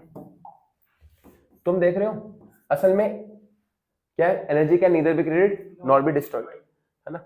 इस केस के अंदर सारी एनर्जी काइनेटिक में थी, काइनेटिक धीरे धीरे किस में कन्वर्ट हुई? पोटेंशियल। पोटेंशियल में जाके मैक्सिमम हो गई, जाके फिर वापस आएगा तो पोटेंशियल किस में कन्वर्ट होगा? काइनेटिक, फिर वापस काइनेटिक में मैक्सिमम हो जाएगा। तो काइनेटिक और पोटेंशियल भी एक तरीके से ऐसे हम कर रहे हैं, ठीक है, बढ़ रहे हैं, घट रहे हैं, बढ़ रहे हैं, घट रहे हैं, ठीक है। अब हमें काइनेटिक का क्या निकालना है? फॉर्मूला। काइनेटिक एनर्जी का फॉर्मूला क्या होता है? Half mv square. ठीक है, अब समझना। अच्छा एक बात और कि किसी भी टाइम पे इसके बाद जो टोटल एनर्जी होगी वो क्या होगा, सम ऑफ काइनेटिक प्लस, और काइनेटिक प्लस पोटेंशियल क्या बोलते हैं, मैकेनिकल एनर्जी। ठीक है, तो यहाँ पर क्या है, हाफ एम वी स्क्वायर, क्योंकि हाफ एम वी क्या होगा तुम्हारा, ओमेगा ए cos omega T plus Y, इसका होल स्क्वायर। तो क्या हो जाएगा ये, हाफ एम ओमेगा स्क्वायर ए square cos square omega T plus. ठीक है, आगे समझ, कोई दिक्कत कोई परेशानी। ठीक है, आगे बढ़ो। तो ये तुम्हारे काइनेटिक एनर्जी का फॉर्मूला है। ठीक है, अच्छा पोटेंशियल एनर्जी का फॉर्मूला क्या होता है स्प्रिंग के लिए, हाफ के एक्स वेयर के इज स्प्रिंग कांस्टेंट, है ना। तो क्या फॉर्मूला जाएगा हमारा पोटेंशियल एनर्जी का, हाफ के एक्स की वैल्यू क्या है, ए साइन ओमेगा टी, इसका तो जाएगा half K A square sine square omega T. क्या तुम लोगों को कल मैंने पढ़ाया था कि जो ओमेगा स्क्वायर होता है, जो ओमेगा स्क्वायर होता है किसके इक्वल होता है, के बाय एम। ठीक है, तो तुम यहाँ पर यहाँ से के की वैल्यू क्या पुट कर सकते हो, एम इंटू, तो यहाँ पर फॉर्मूला क्या बन जाएगा, half M into omega square ए square sine square omega T plus. ठीक है, अब समझो, यहाँ पर समझना कि तुम देख सकते हो कि अगर मैं काइनेटिक एनर्जी और पोटेंशियल एनर्जी को ऐड करूं, काइनेटिक एनर्जी और पोटेंशियल एनर्जी को, तो कॉमन क्या आएगा, हाफ ओमेगा स्क्वायर ए square half omega square common आ जाएगा, है ना। तो हमारा हाफ एम ओमेगा स्क्वायर ए स्क्वायर तो कॉमन आ गया। ठीक है, और अंदर क्या बच जाएगा, sine square omega T plus 5 plus cos square omega T plus, है ना। ये क्या है तुम्हारा काइनेटिक एनर्जी प्लस, उसको क्या बोलते हैं, टोटल एनर्जी, है ना। तो किसके इक्वल आया है, ये क्या होता है पूरा 1। ठीक है, तो ये हाफ एम ओमेगा स्क्वायर ए स्क्वायर। क्या टाइम पे डिपेंड कर रहा है, देखो काइनेटिक एनर्जी टाइम पे डिपेंड कर रही है, पोटेंशियल एनर्जी टाइम पे डिपेंड कर रहा है ना, बट क्या टोटल एनर्जी टाइम पे डिपेंड कर रही है, क्योंकि टोटल एनर्जी क्या रहेगा, कांस्टेंट रहेगा।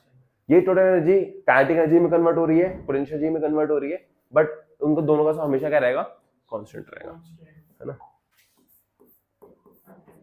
तो इसको लिख लो, total energy is half M omega square A square. ठीक है, अच्छा क्या मैं ले सकता हूँ ओमेगा स्क्वायर इज, तुम्हारा ये क्या बताया था मैंने, omega square is k by m, तो एम ओमेगा स्क्वायर किसके इक्वल है, के। तो मैं यहाँ पर लिख सकता हूँ it is equal to half k square. एक और फॉर्मूले पे ध्यान देना, तुमने डिस्क्रिप्शन पढ़ रखा है A sine omega T plus 5, ठीक है, और वी पढ़ रखा है omega A cos omega T plus, ये पढ़ रखा है ना। और यहां से पढ़ा दो तुमने कि x square by A square is v square by omega square A square is equal to 1। ठीक है, अब देखो अगर तुम इसको सॉल्व करते हो, v निकालते हो, V square by omega square A square is equal to 1 minus x square by, यहां से मैं A square minus x square LCM में आ गया ए स्क्वायर, कुछ कटता हुआ दिख रहा है। अगर मैं यहां देखूं तो मैं कर सकता हूँ v square is omega square A square minus x square, ठीक है, और v is under root of omega square A square minus x square, omega तो बाहर आ जाएगा, हो जाएगा omega under root of a square minus, ये किसके बीच में रिलेशन है, v और x के बीच में, ठीक है, इसको लिख लो। अब सुनो, इसी के साथ हमारी जो काइनेटिक एनर्जी थी वो क्या थी, हाफ एम वी स्क्वायर। ठीक है, अब हाफ एम वी का फॉर्मूला क्या है, एक फॉर्मूला तुम्हारा ओमेगा ए कॉस ओमेगा टी था, तो उससे काइनेटिक एनर्जी और टाइम में रिलेशन आ गया था। अब एक फॉर्मूला ये भी तो है, अगर मैं ये पुट करूं तो क्या हो जाएगा, omega square under root cut जाएगा स्क्वायर से, a square minus x square, तो ये क्या आ गया हाफ, अच्छा ओमेगा इसको क्या लिख सकता हूं, ओमेगा एम ओमेगा स्क्वायर को के, तो ए स्क्वायर के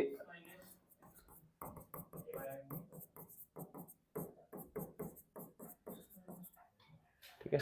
तो ये चलो यहां तक मत लेके जाओ, बस इतना रिलेशन लिख लो, यहां तक लिख लो। आ गया समझ?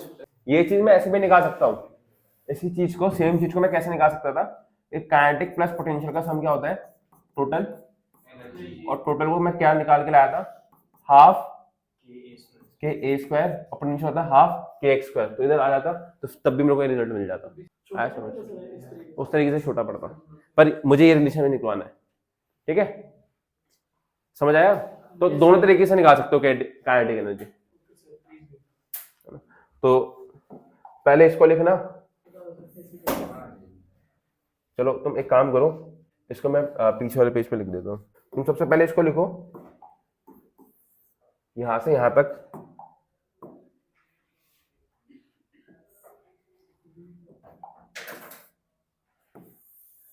ठीक है, उसके बाद इसको लिख लेना यहां तक, ये अलग है और वो अलग है, इसको अलग से लिखना। देखो सबसे पहला जो तुमने फॉर्मूला देखा है वो देखा है ओमेगा स्क्वायर के बाय, अच्छा इसके अलावा एक और फॉर्मूला लिखो, टाइम पीरियड जो होता है ना वो होता है 2 pi by omega, 2 pi bye, ये कैसे है देखो, तुमने ये पढ़ा है, समझना, तुमने ओमेगा क्या होता है 2 पाई एफ, और फ्रीक्वेंसी क्या होती है 2 आगे समझ कैसे आए ये? और क्या मैं यहां से लिख सकता हूँ ओमेगा को अंडर रूट ऑफ के बाय एम, तो अगर मैं यहाँ पर अंडर रूट ऑफ के बाय एम लिखूंगा तो ये क्या हो जाएगा, के under root k by m, तो नीचे जो वाला जो एम है वो ऊपर चला जाएगा एम बाय, आगे समझ, कोई दिक्कत कोई परेशानी? ठीक है, इसके अलावा कौन कौन से फॉर्मूले करें, x equal to a sine omega T plus five, v equal to omega A cos omega T plus five, इसके अलावा तुमने करा v इक्वल टू क्या था बाहर, omega under root A square minus x square, है ना। एक्सेलेरेशन का क्या फॉर्मूला पड़ा, minus omega square A sine omega T plus 5, और एक्स में का पड़ा A equal to minus omega square. ये सब जो रिलेशन थे ये था एक्स टी में, ये था वी और टी में, ये था ए एंड टी में, ये है वी एंड एक्स में, और ये है ए एंड एक्स में। उसके अलावा तुमने पढ़ा जो टोटल एनर्जी है वो किसके बराबर है, हाफ के ए स्क्वायर, और जो काइनेटिक एनर्जी है वो किसके बराबर है, देखो उसको तुम ऐसे लिख सकते हो, हाफ के ए स्क्वायर, और इसके साथ क्या था, cos square omega T plus,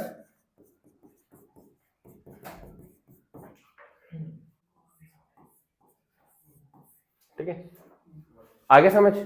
ठीक है, अब समझना, इस ग्राफ को समझने की कोशिश करना, जीरो है हमारी, ये हमारी मीन पोजीशन, क्या है मीन पोजीशन, मीन पोजीशन पे तुम्हारी पोटेंशियल एनर्जी कितनी होगी, जीरो, तो पोटेंशियल कितनी आ रही है, जीरो, और काइनेटिक एनर्जी क्या है, अब जैसे जीरो से मैं डिस्मिस करूंगा, मेरी जो पोटेंशियल एनर्जी है वो बढ़ेगी, और काइनेटिक एक पॉइंट पे इंटरसेक्ट कर रहे हैं, और धीरे धीरे धीरे करके क्या होगा, अच्छा मैं किसी भी पॉइंट पे पूछूं, चलो मैं इस पॉइंट पे पूछ लेता हूँ, इस पॉइंट पे sum of potential and sum of kinetic will be constant, है ना।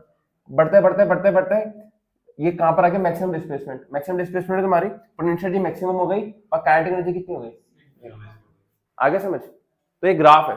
अच्छा ये तो काइनेटिक और पोटेंशियल का हो गया, पर टोटल एनर्जी हमेशा क्या रहेगी, कांस्टेंट स्टेट में। ठीक है, अब तुम देखोगे भी यहाँ पर मेन पोजीशन पे जो भी एनर्जी है किस फॉर्म में, काइनेटिक एनर्जी के, वो काइनेटिक एनर्जी किसके बराबर होगी, टोटल एनर्जी के। ठीक है, और जब हम मैक्सिमम में पहुंच जाते हैं तो सारी एनर्जी कन्वर्ट हो जाती है पोटेंशियल पे, और वो पोटेंशियल किसके बराबर होगा, टोटल एनर्जी के। तो kinetic energy potential energy change हो रहे हैं पर टोटल एनर्जी, ये ग्राफ आता है। देखो एसएचएम के मैंने 4 पार्ट बताए थे तुम्हें। पार्ट 1 में वो 0 to A जा रहा होता है, पार्ट 2 में वो A to 0 आता है, पार्ट 3 में वो फिर 0 to -A जाता है, और पार्ट 4 में वो, तो मैं चारों पार्ट को T/4 T/4 T/4 और T/4 में ब्रेक कर सकता हूँ, है ना। तो पहला क्या है, जब वो टाइम 0 है, टाइम क्या है 0, नेक्स्ट टाइम जो होगा वो उसका नेक्स्ट टाइम जो होगा T/4 हो गया, फिर वापस आ रहा है तो फिर से T/4, तो कितना हो गया 2T/4, दैट इज T/2, फिर वो यहां आएगा, फिर कितना होगा 3T/4 और फिर वापस दैट इज T। आगे समझ, अब समझना, देखो जब वो T = 0 है, वो मेन पोजीशन पे है, तो डिस्प्लेसमेंट क्या होगा, डिस्प्लेसमेंट क्या होगा 0, है ना। वेलोसिटी अपनी मैक्सिमम वैल्यू पे होती है, और वेलोसिटी क्या होगा, मैक्सिमम वैल्यू क्या होती है उसकी, ओमेगा ए, और किधर की साइड होगा वेलोसिटी, किधर की साइड जा रहा है, तो ओमेगा ए मैक्स। ठीक है, बट इस टाइम पे एक्सेलरेशन क्या होगा, इस टाइम पे फोर्स क्या होती है, इस टाइम पे कोई फोर्स लग रही होती है, तो फोर्स क्या इस टाइम पे 0। ठीक है, जब ये T/4 में पहुंच गया तो वेलोसिटी क्या हो गई 0, तो वेलोसिटी हो गई तुम्हारी 0। ठीक है, बट तुम्हारा डिस्प्लेसमेंट क्या हो गया, मैक्सिमम ए मैक्स। ठीक है, और इस टाइम पे फोर्स क्या हो जाती है, फोर्स भी मैक्सिमम होती है, क्योंकि मैक्सिमम डिस्प्लेसमेंट हो चुकी होती है ना। तो फोर्स भी मैक्सिमम हो गया, तो एक्सेलरेशन भी क्या होगा, और मैक्सिमम एक्सेलरेशन कितना होगा, ओमेगा² ए माइनस ओमेगा², कोई दिक्कत कोई परेशानी। अच्छा माइनस ओमेगा² क्यों लिखा, क्योंकि इस पे फोर्स किधर की साइड लग रहा है, इधर की साइड, है ना। T/4 समझ आ गया, फिर से ये किस पर जाता है, यहाँ पर आ जाता है, जब ये यहाँ पर आएगा फिर से तुम्हारा डिस्प्लेसमेंट क्या हो जाएगा 0, है ना, एक्सेलरेशन क्या हो जाएगा 0, बट वेलोसिटी अब ए ओमेगा ए ना होके -A ओमेगा होगी, या फिर -ओमेगा ए होगी। क्यों, देखो जब ये इधर जा रहा था तो वेलोसिटी इधर थी, जब ये इधर आ गया तो अब इधर जाएगा तो वेलोसिटी क्या होगी माइनस। आया समझ, अब फिर ये यहाँ पर पहुंच जाएगा, यहाँ पहुंच जाएगा तो क्या 0 हो जाएगा, क्या 0 हो जाएगा, यहाँ पहुंच जाएगा तो वेलोसिटी 0 हो जाएगा, फोर्स मैक्सिमम, पर इस बार फोर्स किधर की साइड लग रहा है, तो अब तुम्हारा फोर्स एक्सेलरेशन भी मैक्सिमम है, पर वो पॉजिटिवली है, क्यों, क्योंकि इधर की साइड है वो। ठीक है, और तुम्हारा एम्पलीट्यूड क्या है माइनस, मैक्सिमम हो चुका है बट माइनस क्यों, क्योंकि इधर की साइड है वो, इधर मेन था इधर आ गया। ठीक है, फिर क्या होगा, फिर से कहां पर आ जाएगा, यहाँ पर, और फिर से वैल्यू रिपीट कर जाएगी, देखो ये वाली वैल्यूज यहाँ पर रिपीट करेगी। आगे समझ, ये ग्राफ है ये। ठीक है, मतलब ये चार्ट है ये समझने के लिए। यूनिट एंड डायमेंशन में तुमने टाइम पीरियड ऑफ पेंडुलम का फॉर्मूला देखा होगा, दैट इज T = 2π √L/G। ये यूनिट एंड डायमेंशन में कहीं ना कहीं देखा होगा, वहां पर जब हमने इसको डिराइव करा था तो वो करा था यूजिंग डायमेंशन एनालिसिस। अब पर वहां पर सिर्फ √L/G डिराइव हो सकता है, 2π कैसे आया वो वहां पर नहीं आ सकता था, बट अब यहाँ पर देखेंगे पूरा फॉर्मूला डिराइव करेंगे, 2π कैसे आया, √L/G कैसे आएगा। अब समझना, क्या सिंपल, देखो एक सिंपल पेंडुलम क्या होता है कि तुमने एक थ्रेड लिया, थ्रेड पे छोटा सा बॉब बांधा और उसको मतलब छोड़ दिया, तो क्या करना, ऐसा ऑक्सीडेट करना चालू कर देगा। बट अगर मैं एक कॉपी लूं, कॉपी पे हिंज करूं और फिर इसको यूं करके छोड़ूं, तो सिंपल पेंडुलम नहीं है, ये होगा कंपाउंड पेंडुलम। ठीक है, तो सिंपल पेंडुलम सिंपल होता है, बहुत सिंपल है, एक थ्रेड लो, थ्रेड पे कोई छोटा सा बॉब बांध दो और हल्का सा डिस्प्लेस करके उसको छोड़ दो, तो क्या करेगा, ऑक्सीडेट करना चालू कर देगा। आप समझना, है ना। अच्छा ये जो भी मैं पढ़ रहा हूँ ना सिंपल पेंडुलम में, मैं डिस्प्लेसमेंट ऐसा नहीं है कि बिल्कुल यहाँ तक लाकर छोड़ूंगा, कम डिस्प्लेसमेंट में छोड़ते हैं। डिस्प्लेसमेंट क्या कहा जाता है, कम। अच्छा डिस्प्लेसमेंट जो होगी वो की कौन सी डिस्प्लेसमेंट होगी, एंगुलर डिस्प्लेसमेंट, मैंने एंगल में ला के छोड़ा है ना, आप समझना इस चीज को। देखो तुम्हारे पास ये पेंडुलम है, ठीक है। तुम लोग किस किस को पता है, अगर कोई सर्कल है तुम्हारे पास, अगर कोई सर्कल है, ये एंगल थीटा है, ये आर्क है, इस आर्क की लेंथ एल है और ये आर है, तो इस थीटा को कैसे लिखते हैं, आर का अपॉन में रेडियस। तो यहां से आर की क्या हो जाएगा, आर की क्या हो जाएगा, थीटा इंटू आर की क्या आएगा, थीटा इंटू आर। अब समझना, देखो असल में इसको वापस कौन ला रहा है, वापस कौन सी, कोई तो फोर्स रिस्टोरिंग फोर्स बनेगा, कोई तो फोर्स इसको वापस लाएगा। वो कौन सी फोर्स होती है, रिस्टोरिंग फोर्स। और रिस्टोरिंग फोर्स प्रोवाइड कौन कर रहा है, समझना। देखो इसमें नीचे की साइड क्या लगेगा, यहां से तुम यहां आ गए, ठीक है। अब समझना, ये एंगल थीटा बन गया।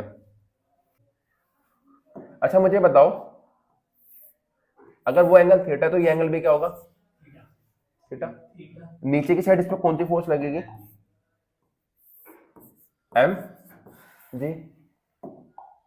तो एम जी का ये वाला कंपोनेंट क्या होगा, एम जी कॉस थीटा, ठीक है।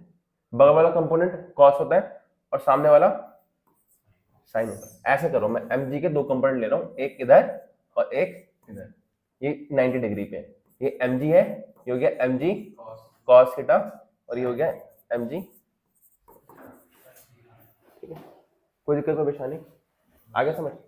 मैंने शिफ्ट ज्यादा नहीं करा है, शिफ्ट ज्यादा नहीं करा है, मतलब डिस्प्लेसमेंट, एंगुलर डिस्प्लेसमेंट ज्यादा नहीं है। अगर एंगुलर डिस्प्लेसमेंट ज्यादा नहीं होगी तो तुम्हें ना ये जो एम जी साइन थीटा वाला कंपोनेंट है ये कुछ इसी टाइप में दिखेगा, मतलब ये कुछ ऐसा ही बनेगा, लीनियर ही बनेगा। कैसा बनेगा, लीनियर, अगर डिस्प्लेसमेंट ज्यादा नहीं है। तो जो मैं फॉर्मूला पढ़ रहा हूँ वो मैं स्मॉल डिस्प्लेसमेंट में ही पढ़ता हूँ। क्या ना, मैं ये चाहता हूँ कि मान लो कि तुमने बहुत छोटा सा डिस्प्लेसमेंट करा, तो अगर तुम mg का अब कंपोनेंट लोगे तो मैं ऐसे नहीं लगेगा कि mg यहीं आ रहा है, मतलब लीनियर ही बनता जा रहा है, ठीक है। अब समझना, तो इस पर रिस्टोरिंग फोर्स जो लग रही है वो कौन सी है, mg साइन थीटा। तो फोर्स कौन सा है इस पे, माइनस mg साइन थीटा, जिसको रिस्टोर करने का काम कर रहा है। माइनस क्यों लिखा, क्योंकि वो अपोजिट लग रहा है ना। अब समझना, देखो तो ये पता चल गया जो फोर्स है वो किसके इक्वल है, माइनस mg साइन थीटा। क्या मैथ्स में ये पढ़ा है कि अगर थीटा बहुत छोटा होता है तो sine theta approximate equal to theta, approximate equal to tan theta,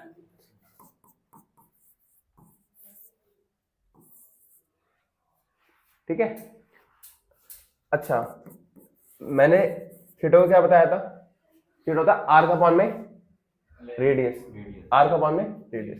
अब समझो, मैंने डिस्प्लेसमेंट बहुत छोटी ली है तो मैं मान के चल रहा हूं कि जो ये आर्क बना है ये ऑलमोस्ट क्या है, लीनियर, ऑलमोस्ट क्या है, लीनियर। इसकी लेंथ कितनी है, लेंथ ले लो y, लेंथ ले लो, तो आर्क की लेंथ कितनी है y, तो आर किसके बराबर है, y के बराबर।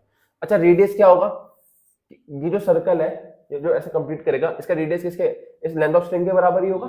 तो ये क्या हो जाएगा, y अपॉन में, कोई दिक्कत कोई परेशानी। तो आ गया force is equal to minus m g by l into, यहां फोर्स है, ये डिस्प्लेसमेंट है। तुम एक काम करो, इसको ना y भी ना लेके x ही ले लो, इजी होगा तुम्हारे लिए। x में डिस्प्लेसमेंट ज्यादा है ना, तो x ले लो, ज्यादा बेटर है, ठीक है। क्या ये सिंपल हार्मोनिक मोशन ही आ गया, जब force directive motion of x की पावर 1, तो ये क्या कर रहा है, SHM कर रहा है ना। तो ये पूरा टर्म किसका रोल प्ले करेगा, ये करेगा k का। तो k की वैल्यू क्या आ गई, यहां से k की वैल्यू क्या आ गई, mg बाय, इतना समझ आया, ठीक है। आप समझना, टाइम पीरियड का पढ़ा तुमने, 2 pi under root m by k, k की जरा वैल्यू देखो क्या निकाली तुमने, mg बाय, देखो क्या डिराइव होता हुआ दिख रहा है तुम्हें, m से m कट गया,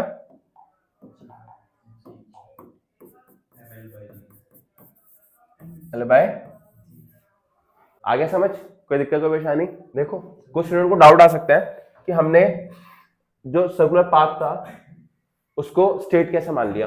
देखो हम क्या मान रहे हैं कि बहुत स्मॉल डिस्प्लेसमेंट हुई, तो जो कर्व बनेगा वो भी बहुत छोटा बनेगा, और बहुत छोटे कर्व को ऑलमोस्ट क्या मान सकता हूँ, देखो ये है तो कर्व्ड बट दिख क्या रहा है, स्ट्रेट लाइन, तो हमने अप्रोक्सीमेट माना उसको, क्यों क्या करें, स्ट्रेट लाइन, है ना। अगर बहुत ज्यादा होगा तो मैं एज्यूम नहीं कर पाऊंगा। आगे समझ,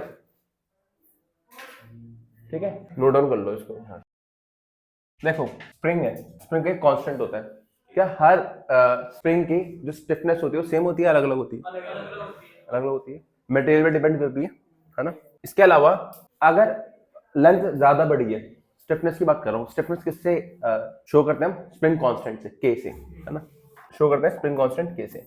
अब समझना, जितनी ज्यादा स्प्रिंग की लेंथ होती है, जितनी ज्यादा स्प्रिंग की, उसकी स्टिफनेस उतनी कम होती है, ठीक है। अगर तुम एक स्प्रिंग लो, उसको बीच से कट कर दो तो उसको खींचना और मुश्किल हो जाता है, और लंबी स्ट्रिंग है तो इजीली तुम करके भी देख सकते हो। जैसे तुम्हारा एक पेन आता है ना फ्लेयर्स का, जो पहले क्लिक वाले पेन होते हैं, हाँ इसके अंदर स्प्रिंग होता है, ठीक है।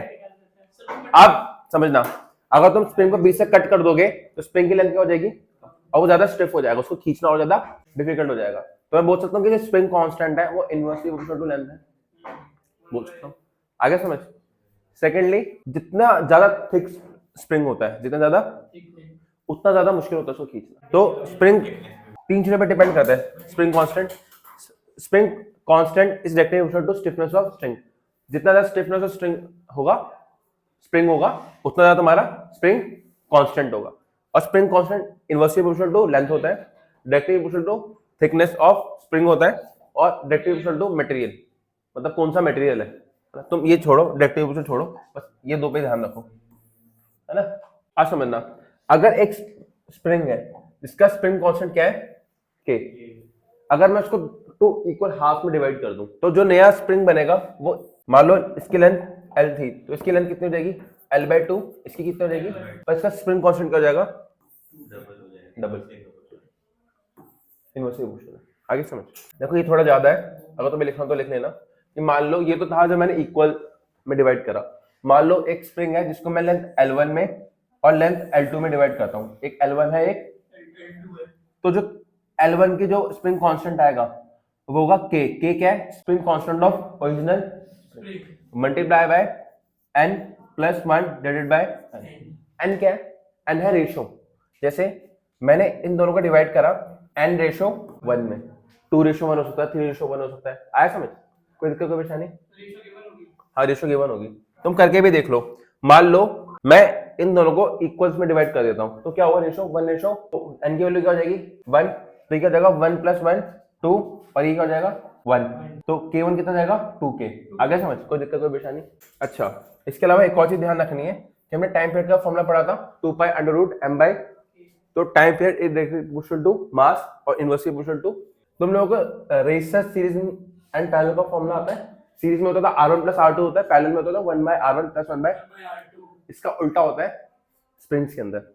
अगर स्प्रिंग सीरीज में है, जैसे इस केस में सीरीज में, किसमें, अगर स्प्रिंग सीरीज के अंदर है तो जो फॉर्मूला होगा, इन दोनों को हटा के जो स्प्रिंग लगाऊंगा वो होगा K इक्विवेलेंट, और जो K इक्विवेलेंट आएगा वो होगा 1/K equivalent is 1/K1 + 1/, series में उल्टा फॉर्मूला लगता है, जो रेजिस्टर होता था ना उसका उल्टा फॉर्मूला लगता है यहाँ पर। और अगर पैरेलल में है तो K1 प्लस, कोई दिक्कत कोई परेशानी। तो अगर सीरीज में है तो 1/K1 + 1/K2, और पैरेलल में तो K1 प्लस। आगे समझ। अब देखो तुम पैरेलल में आइडेंटिफाई कैसे करोगे, जैसे ये कॉम्बिनेशन तो सीधा समझ आता है मुझे कि ये पैरेलल में, ये सीधा समझ आ रहा है, पर ये समझ नहीं आएगा तुम्हें कि पैरेलल में, सीरीज में दिख रहा है। तुम ये देखो, जब दोनों स्प्रिंग सीधा मास से कनेक्टेड हो ना, दोनों स्प्रिंग सीधा मास से कनेक्टेड हो तो पैरेलल होता है। जैसे इसमें दोनों स्प्रिंग मास से कनेक्टेड थे, हमें पैरेलल कैसे पता चलेगा, जब दोनों स्प्रिंग सीधा मास से कनेक्टेड होते हैं तो पैरेलल होता है। जैसे हमें देखने में तो सीरीज लग रहा है, ये लाइन से कनेक्टेड है, बट इसमें दोनों स्प्रिंग इसके साथ डायरेक्टली कनेक्टेड है, तो किसमें, पैरेलल में। इवन इसके अंदर भी देखो, दोनों स्प्रिंग डायरेक्टली कनेक्टेड है मास से, तो ये क्या हो गया, पैरेलल कॉम्बिनेशन। इसमें दोनों स्प्रिंग डायरेक्टली कनेक्टेड है तो पैरेलल कॉम्बिनेशन होगा। फॉर्मूला क्या होगा पैरेलल के अंदर, K1 + K2, है ना। जैसे इस केस में देखो, सीरीज के अंदर इतना इसमें तो आराम से दिख रहा है, बट इसमें तुम देखो क्या दोनों स्प्रिंग जो है मास से डायरेक्टली कनेक्टेड है? नहीं, K2 जो कनेक्टेड है K1 K2 से कनेक्टेड है। ऐसे यहाँ पर K1 और K2 आपस में कनेक्टेड है, बट दोनों इससे कनेक्टेड नहीं है। ठीक है, तो दोनों किसमें है? सीरीज में। आगे समझ, कोई दिक्कत कोई परेशानी? ठीक है,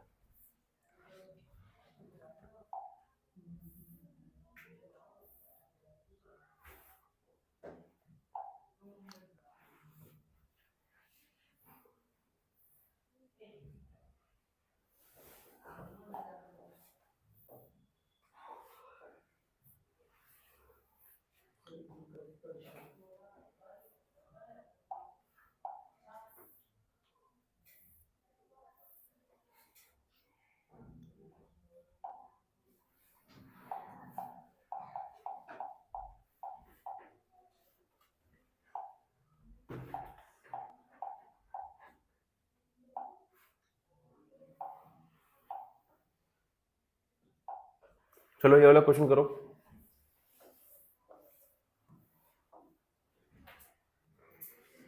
थियोरेटिकली चैप्टर खत्म हो चुका है, सारी डेरिवेशन हो चुकी है, अब बस न्यूमेरिकल्स कराने हैं। टाइम पीरियड का फॉर्मूला क्या होता है? 2 by under root m by k। अब समझना, एक बॉडी है जिसका मास कितना दे रखा है m, attach to a spring which is oscillating with a time period of 4 second, है ना? इतना mass of the body is increased by 4 kg। मतलब केस 1 ये है, केस 1 में जो मास दे रखा है, केस 1 में जो मास दे रखा है वो क्या दे रखा है? m। और केस 2 में जो मास दे रखा है वो दे रखा है m प्लस, बाकी सब सेम है। इसमें हमें टाइम पीरियड दे रखा है कितना है? 4 सेकेंड। और हमें T2, अगर मास देखो, मास तो डायरेक्टली प्रोपोर्शनल है, मास बढ़ेगा तो वो इंक्रीज ही करेगा। टाइम पीरियड कितना दे रखा है? अगर मास बढ़ा देता हूं तो टाइम पीरियड कितना है? 6 second. It's time period increases by 2 second, तो फाइनल टाइम कितना हो गया? 6, है ना? हमें क्या निकालना है? Initial mass. समझना आप, तो मतलब हमें T2 कितना दे रखा है? अच्छा एक बात बताओ, अगर मैं टाइम पीरियड का फॉर्मूला क्या है? 2 बाय अंडर रूट, तो टाइम पीरियड किसके प्रोपोर्शनल डायरेक्टली? K तो सेम है, 2 पाई सेम है, तो T1 बाय T2 जो होगा वो होगा अंडर रूट M1 बाय, तो तुम्हारा M1 जो दे रखा है वो तो M है, M2 क्या दे रखा है? M plus 4। T1 कितना दे रखा है? 4। T2 कितना दे रखा है? 6। तो अब बस कैलकुलेशन बची हुई है ना?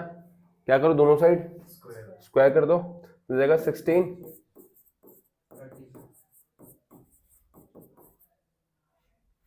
ठीक है, सॉल्व कर लोगे आगे?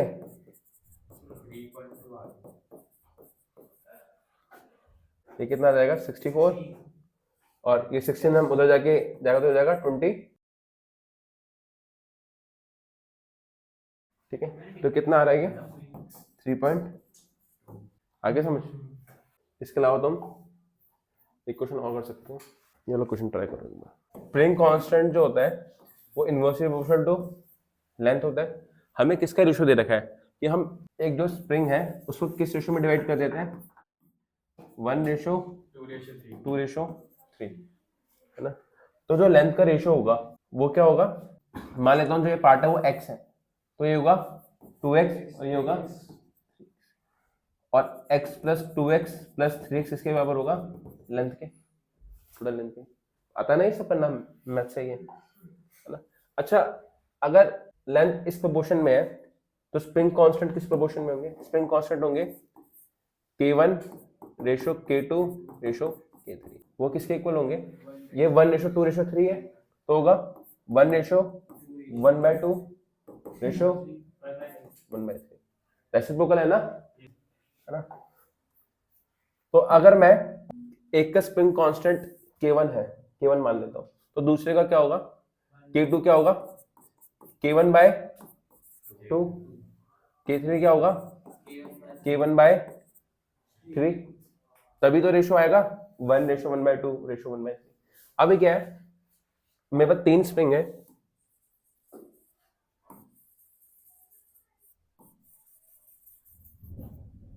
एक x length, 2x length, 3x length. इसका जो स्प्रिंग कांस्टेंट है कितना है k1, इसका कितना है k1 बाय, इसका कितना है k1 बाय, इनको मैं पहले कनेक्ट करता हूँ सीरीज में, दूसरे में कनेक्ट करता हूँ पैरेलल। सीरीज में कनेक्ट कर दूंगा, क्या आंसर आएगा 1 bye k1 plus 1 bye k2। k2 कितना है k1 बाय 2, वो होगा 3 बाय k1।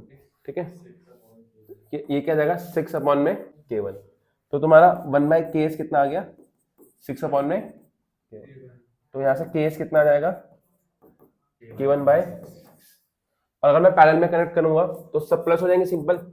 तो k1 plus k1 bye 2 plus k1 bye, तो कितना हो जाएगा 6k1 plus 3k1 plus 2k1 divided by कितना आ गया ये 11k1 बाय।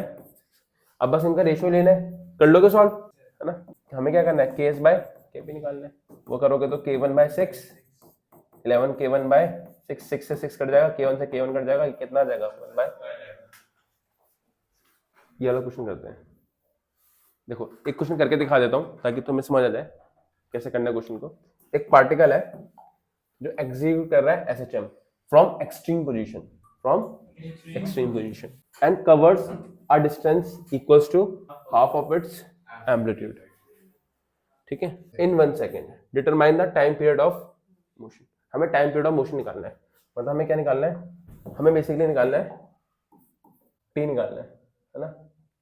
और टी का फॉर्मूला क्या होता है 2 पाई बाय ओमेगा, है ना। तो हम ओमेगा निकाल लेंगे तो हमारा टी निकल जाएगा। अब समझने की चीज क्या है, समझने की चीज ये है कि पार्टिकल स्टार्ट कर से कर रहा है एक्सट्रीम पोजीशन से, है ना। अगर वो एक्सट्रीम पोजीशन से चालू कर रहा है, देखो ये इसकी मीन पोजीशन है ना। यहाँ पर फेस क्या होता है, अगर यहाँ से चालू करता तो फेस होता है 0 इनिशियल फेस, अगर यहीं से चालू होता तो फेस क्या होता है 0। बट वो यहाँ से चालू नहीं कर रहा, वो चालू कहाँ से कर रहा है एक्सट्रीम पोजीशन। एम्पलीट्यूड क्या होता है यहाँ पर एक्सट्रीम पोजीशन पे, एम्पलीट्यूड कितना होता है a, यहाँ से चालू कर रहा है। यहाँ पर फेस कितना होता है पता है, 4 केस में कराया था मैंने, कितना होगा ये पाई बाय 2 कराया था। ठीक है, 0 से पाई बाय 2 में यहाँ पर आता है, पाई बाय 2 से फिर 0 पे, पाई बाय 2 से यहाँ हो जाएगा पाई, फिर पाई से 3 पाई बाय 2 और 3 पाई बाय 2 से 2 पाई कराया था मैंने ये, है ना। तो ये चालू कहाँ से कर रहा है, चालू कर रहा है पाई बाय 2 से। तो इसका जो इनिशियल फेज हो गया वो कितना हो गया पाई बाय, और यहाँ से चालू करने के बाद वो यहाँ से चालू कर रहा है, ठीक है, और यहाँ से चालू करने के बाद इसको वापस आधा आने में a/2 आने में कितना टाइम लग रहा है, यहाँ से यहाँ आने में कितना टाइम लग रहा है 1 सेकेंड, है ना। हमारी इक्वेशन क्या होती है simply y = a sin omega t plus 5, इसको x ही लिख लो, डिस्प्लेसमेंट तो x में हो रहा है ना।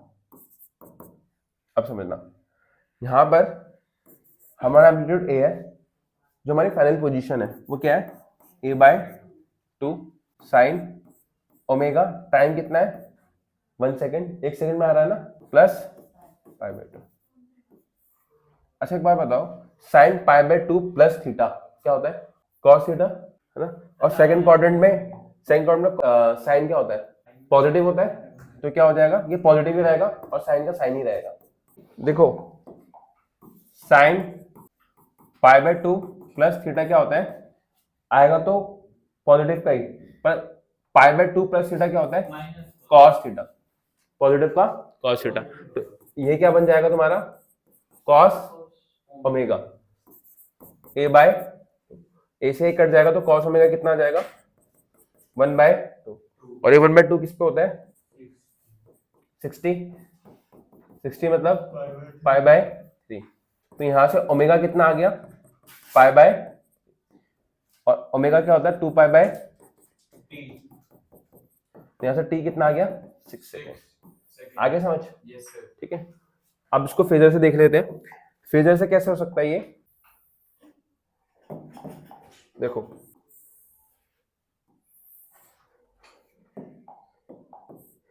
इसकी पोजीशन क्या है t = 0 पे, t = 0 पे इसकी पोजीशन क्या है, ये कहां पर है एक्सट्रीम पोजीशन पे, एक्सट्रीम पोजीशन a पे। और मैं तुम्हें बता रखा है कि फेजर में होता क्या है, फेजर में हम एक क्लॉक बनाते हैं, है ना, उसके अंदर जो ये निडल होती है, इस निडल का एक्स प्रोजेक्शन, इस निडल का एक्स प्रोजेक्शन क्या कर रहा होता है, एसएचएम कर रहा होता है। देखो तुम खुद देखो, देखो अगर निडल यहां पर है, इसका एक्स पोजिशन कोई आएगा, एक्स प्रोजेक्शन कोई आएगा, नहीं आएगा, कोई भी शेडो नहीं आएगी एक्स का उस पे, क्योंकि एंगल कितना है थीटा, एक्स क्या होगा 0।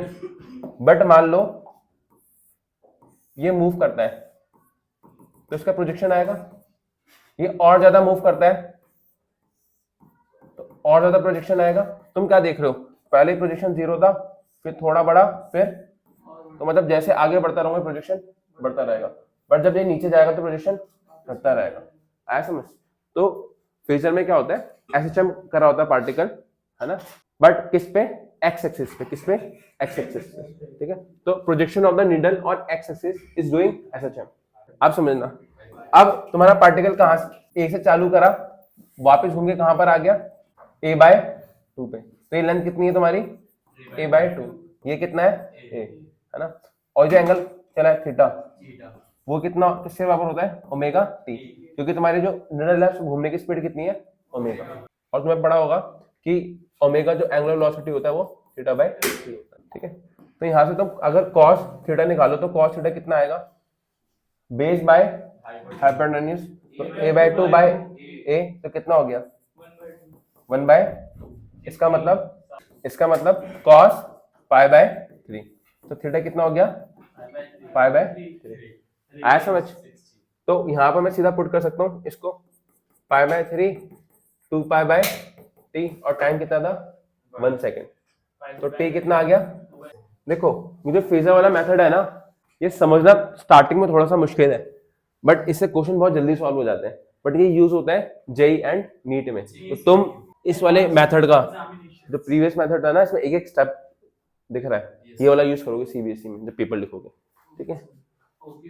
एक ना बड़ा फेवरेट क्वेश्चन है एसएचएम का जो आता है, इसमें मैं बोला गया पहली बात तो ये एसएचएम की इक्वेशन है भी या नहीं, तो ये आइडेंटिफाई करो कि एसएचएम की इक्वेशन है ये, लग रहा है। एसएचएम की इक्वेशन क्या होती है, एम्पलीट्यूड साइन या cos omega T plus y, यहाँ पर तो ऐसा कुछ नहीं है ना, बट एक्चुअल में एसएचएम की इक्वेशन ही है, थोड़ा सा रीअरेंज करना है बस, समझना। पहले देख लो इस क्वेश्चन में बोल क्या रखा है। इस क्वेश्चन में हमें एक पार्टिकल ये है जिसका एम्पलीट्यूड कितना दे रखा है ए, और एक पार्टिकल ये है इसका एम्पलीट्यूड मुझे दिख नहीं रहा, है ना। ये दोनों एसएचएम कर ये एसएचएम ही रहा है, अभी दिखाऊंगा कैसे एसएचएम कर रहा है, बट कर एसएचएम ही रहा है। तो इन दोनों के एम्पलीट्यूड का क्या लेना है, रेशियो लेना है, ठीक है। बस मुझे करना क्या है, देखो y2 क्या दे रखा है हमें, y2 दे रखा है a/2 sign omega T plus a/2 cos omega T, यही दे रखा है। देखो यही दे रखा है, हमें किसी भी तरह, हमें इसको किस तरीके में लाना पड़ेगा, हमें किसी भी तरह कुछ ऐसा करना पड़ेगा कि बाहर एम्पलीट्यूड आ जाए और साइन या कॉस कोई भी फंक्शन हो सकता है ओमेगा टी प्लस फाइव, कुछ ऐसे इक्वेशन बन जाए, है ना। इसको कैसे कर सकते हैं हम, देखो समझना, हम क्या करते हैं, 2 को क्या ले सकता हूं मैं, √2 मल्टीप्लाई बाय √2, तो एक √2 तो मैं कॉमन ले लेता हूं और एक √2 छोड़ देता हूं, ऐसे यहां पर क्या बचेगा 1/√2 कॉस ओमेगा टी, कोई दिक्कत कोई परेशानी। अब 1/√2 क्या होता है, 1/√2 होता है साइन 45, मतलब π/4, तो इसको ले सकता हूं मैं साइन, तुम ये भी लिख सकते हो, कुछ भी लिख सकते हो, तुम cos π/4 भी तो लिख सकते हो, दोनों सेम ही तो होता है। और 1/√2 ये क्या होगा साइन, देखो यहां पर भी तुम साइन π/4 लिख सकते थे, अगर यहां पर साइन π/4 लिखते तो ये sine a sine b cos a cos b, तो आइडेंटिटी बन जाती cos a माइनस b, पर यहां पर लिख रहा हूं मैं cos a साइन b फिर साइन a cos b, ये साइन a प्लस b, तो मैं साइन a भी बना सकता हूं cos a भी बना सकता हूं, मेरा एम्पलीट्यूड दोनों में सेम आएगा, कुछ भी बना सकते हो, है ना।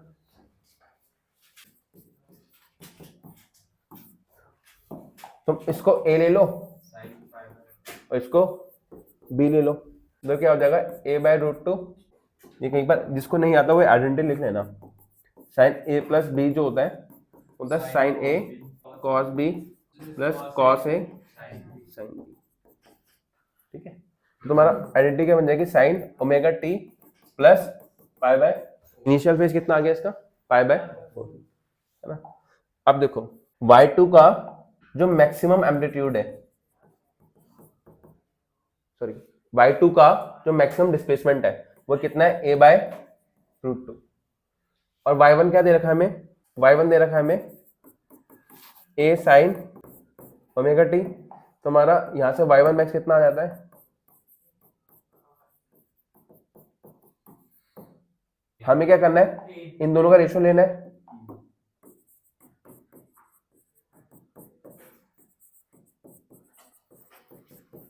तो कितना आ जाएगा ये a by root 2 that is equal to root 2। समझ आ गया, कोई दिक्कत कोई परेशानी। लास्ट क्वेश्चन करना है एक बस। देखो इस क्वेश्चन को ट्राई करो, एक पार्टिकल है वो क्या कर रहा है, एसएसएम कर रहा है, एम्पलीट्यूड कितना दे रखा है उसका 4 सेंटीमीटर, मतलब ए की वैल्यू कितनी दे रखी है 4 सेंटीमीटर, और टाइम पीरियड कितना दे रखा है 4 सेकंड। अगर टाइम पीरियड 4 सेकंड दे रखा है तो मैं ओमेगा निकाल सकता हूँ, कैसे, 2 पाई बाय ओमेगा होता है ये, है ना, तो यहाँ से मैं इजीली ओमेगा निकाल लूंगा। हमसे पूछा क्या उसने, हमसे पूछा, अच्छा पहले ओमेगा ही निकाल लो, टाइम कितना है 4, 2 पाई बाय ओमेगा, तो यहाँ से ओमेगा कितना आ जाएगा 2 pi by 4 that is equal to pi by, omega कितना आ गया पाई बाय 2। अब उसने बोला है the time taken by it to move from positive extreme position to half of the amplitude. अगर वो एक्सट्रीम पोजीशन पे है, ये उसकी मीन पोजीशन होती है,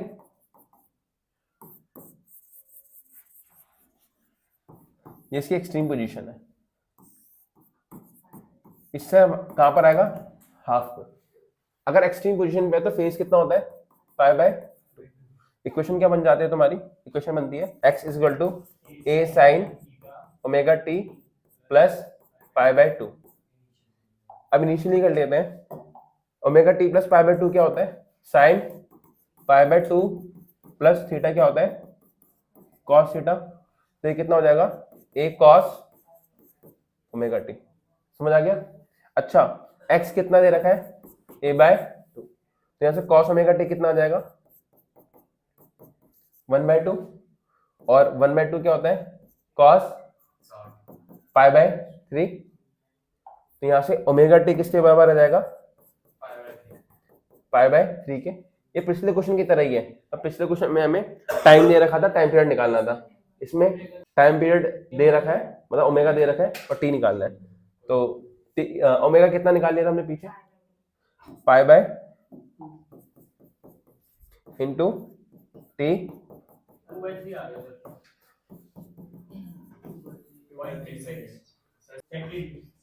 एक क्वेश्चन और देखो। इस क्वेश्चन में क्या बोल रखा है, एक पार्टिकल है जो एसएसएम कर रहा है, जिसका एम्पलीट्यूड कितना दे रखा है 4 centimetre, displacement eight which it's energy is half kinetic and half potential, मतलब जो टोटल एनर्जी है उसका हाफ काइनेटिक होना चाहिए, उसका हाफ पोटेंशियल होना चाहिए। मैं ये भी बोल सकता हूँ कि काइनेटिक और पोटेंशियल उस टाइम पे क्या है, इक्वल है ना। तुम्हारा ये बोला जा रहा है ना, kinetic energy should be half of total energy और potential energy should also be half of, I can say kinetic energy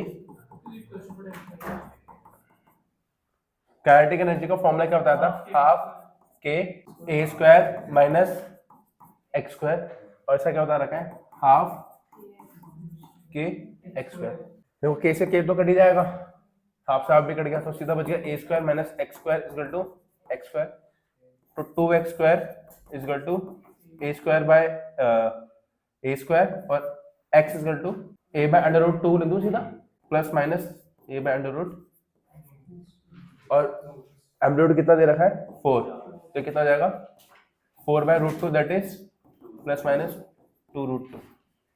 ठीक है।